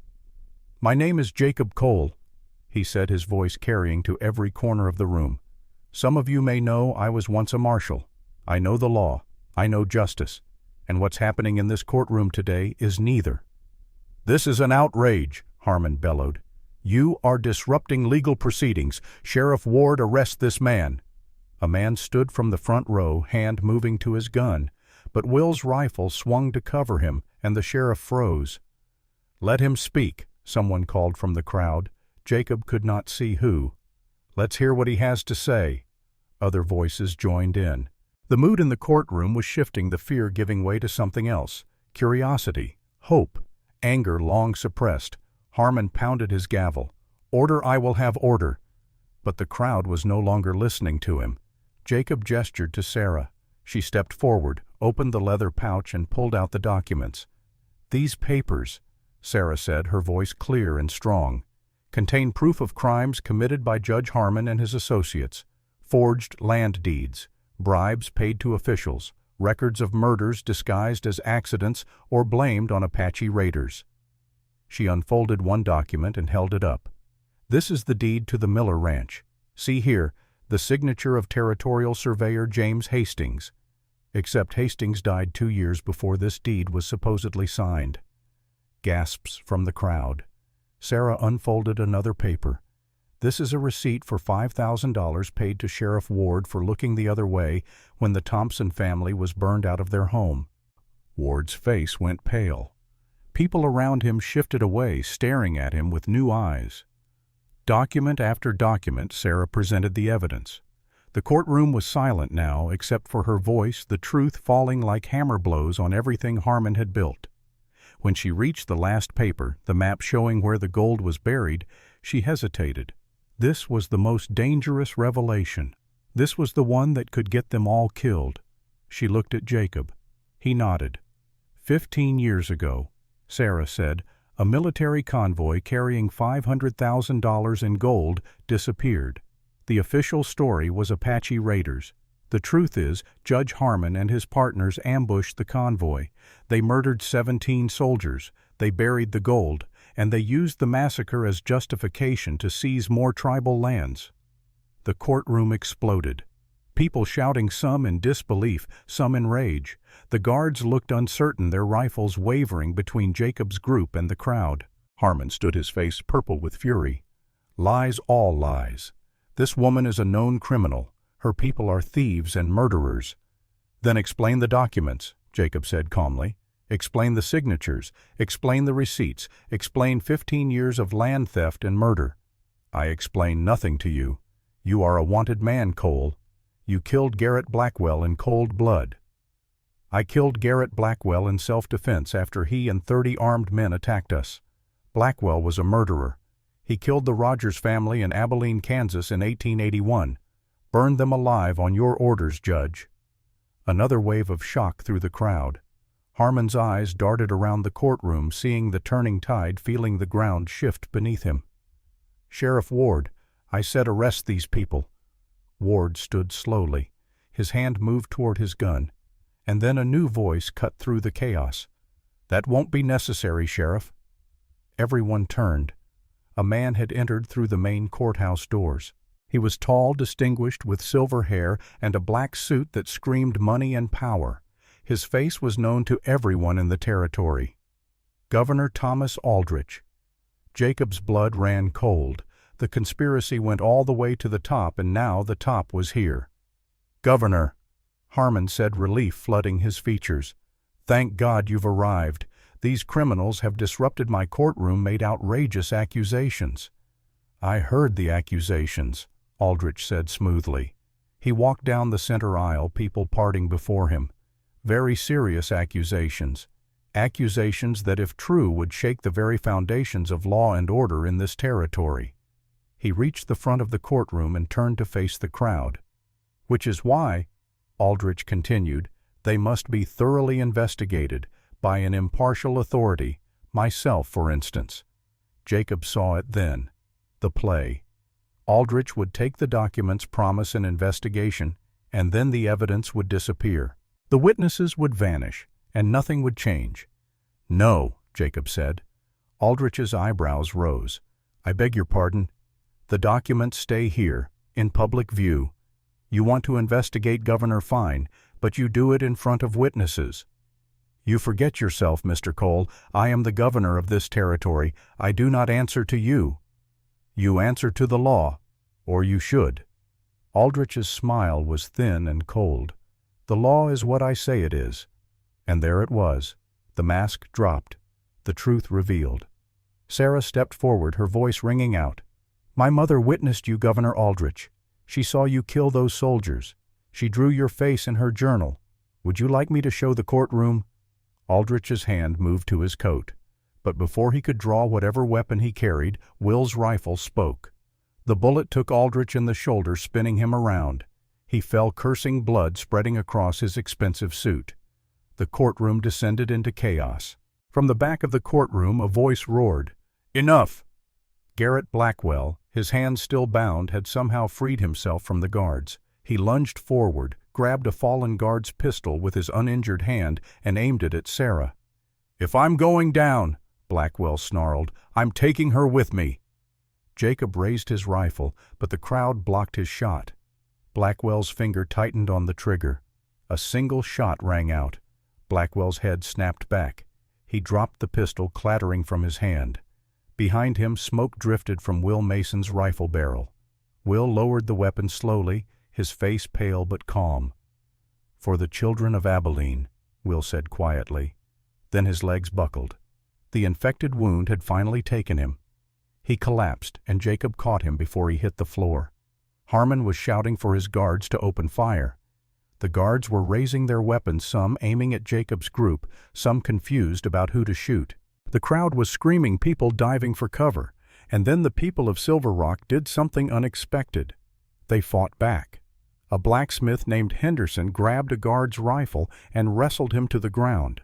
A shopkeeper named Chen threw a chair at another guard. Women pulled children to safety while their husbands formed a wall between the guards and the innocents. 3 years of fear and oppression boiled over in seconds. The guards, outnumbered 20-1, broke and ran. Some made it out the doors. Others were brought down by furious townspeople. Sheriff Ward pulled his gun and aimed at Sarah. Jacob shot him.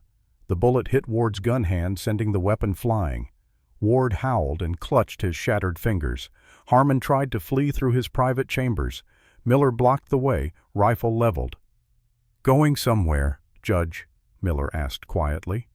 Harmon looked around wildly, seeing his empire crumbling, his power evaporating like morning mist. "You can't do this. I have connections. I have allies." "You have nothing," Jacob said, walking up behind him. "Your men are dead or running. Your CO conspirator is bleeding on your courtroom floor. And every person in this room just heard the truth."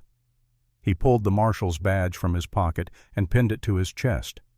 "Judge Elias Harmon, I'm placing you under arrest for conspiracy, murder, theft, and corruption. You'll stand trial, a real trial, with a real jury, and you'll face real justice." Harmon's knees buckled. He sank to the floor, his black robes pooling around him, and for the first time in his life, Elias Harmon looked small. The aftermath was chaos of a different kind. Governor Aldrich, his shoulder bandaged, was placed under guard in the courthouse jail. Harmon occupied the cell next to him. Sheriff Ward was sent to a doctor under armed escort. The 3 Apache men still in chains were freed. Sarah spoke to them in their own language, explaining what had happened. One of them, the oldest, took her hand and said something that made tears stream down her face. Jacob found her an hour later, sitting on the courthouse steps, watching the sun sink toward the western horizon. "What did he say?" Jacob asked, sitting beside her. "He said my mother would be proud, that her death was not in vain." Sarah wiped her eyes. "He said I had honored her memory." They sat in silence for a moment. "Will's asking for you," Jacob said quietly. Sarah's head snapped up. "Is he?" They found Will in Marie's saloon, lying on a bed in one of the upstairs rooms.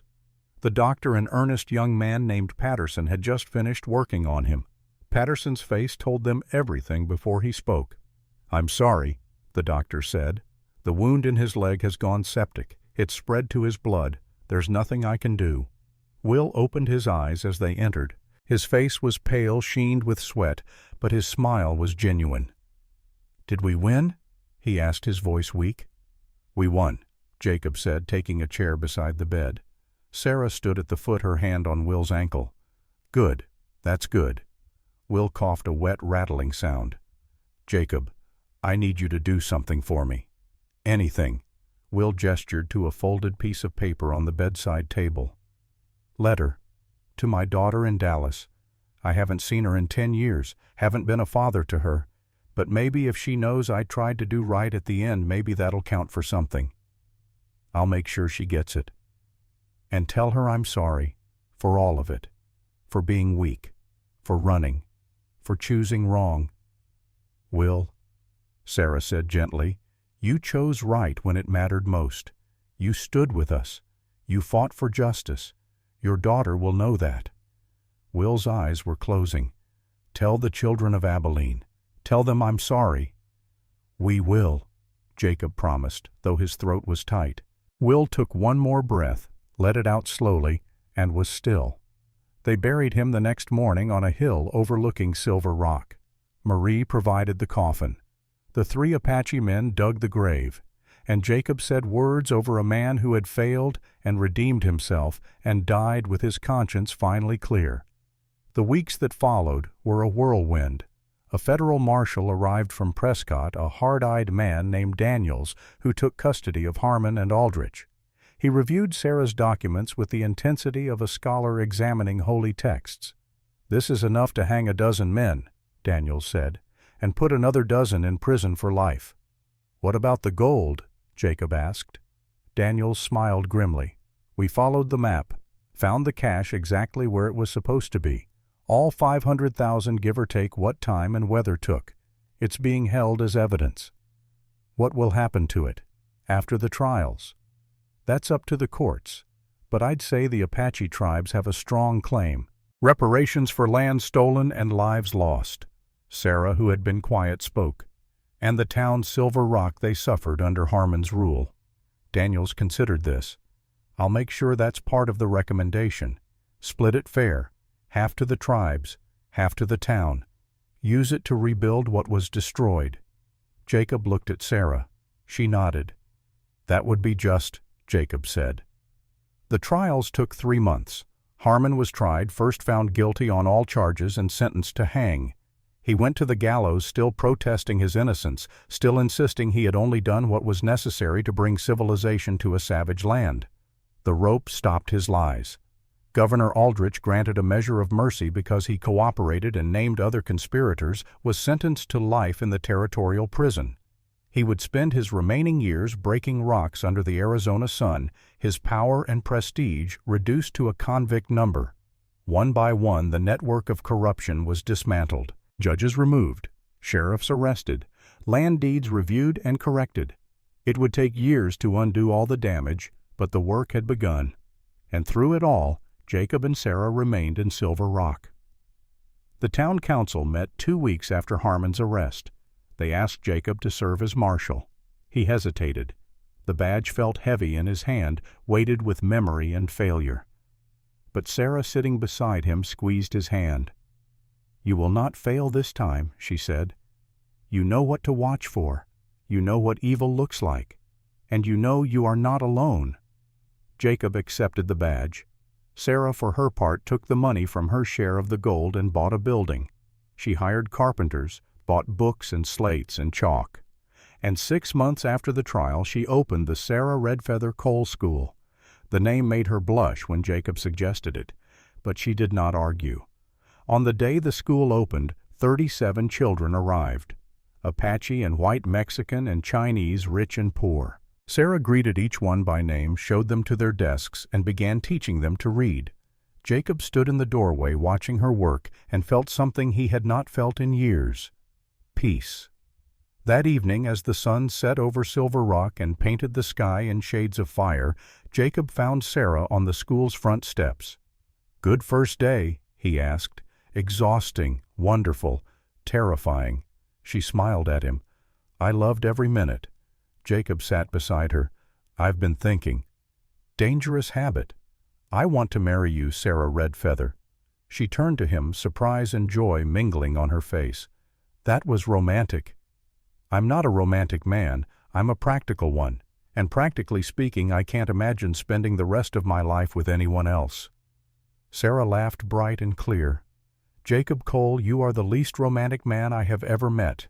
And yes, I will marry you." They married a month later in a small ceremony attended by the whole town. Marie Thornton cried. Robert Miller gave Sarah away, and the Apache elders blessed the union in a language that sang of earth and sky and the eternal dance between them. The years that followed were good ones.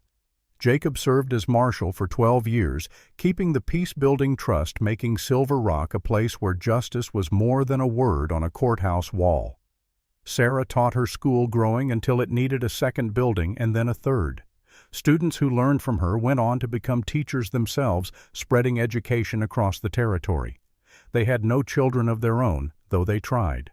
But Sarah said the children of Silver Rock were their children, and Jacob could not argue with that. In 1918, the influenza pandemic swept across America. Sarah, exhausted from nursing the sick, contracted the virus and died within 3 days. Jacob, 73 years old and lost without her, carried on because that was what Sarah would have wanted. He retired from the marshal's position in 1920, turned the badge over to a young man named Thomas Garrett, the son of the newspaperman who had helped them expose Harmon's corruption. And he sat on his porch and watched the town they had built together. The porch swing creaked as Jacob Cole, 76 years old, came back to the present.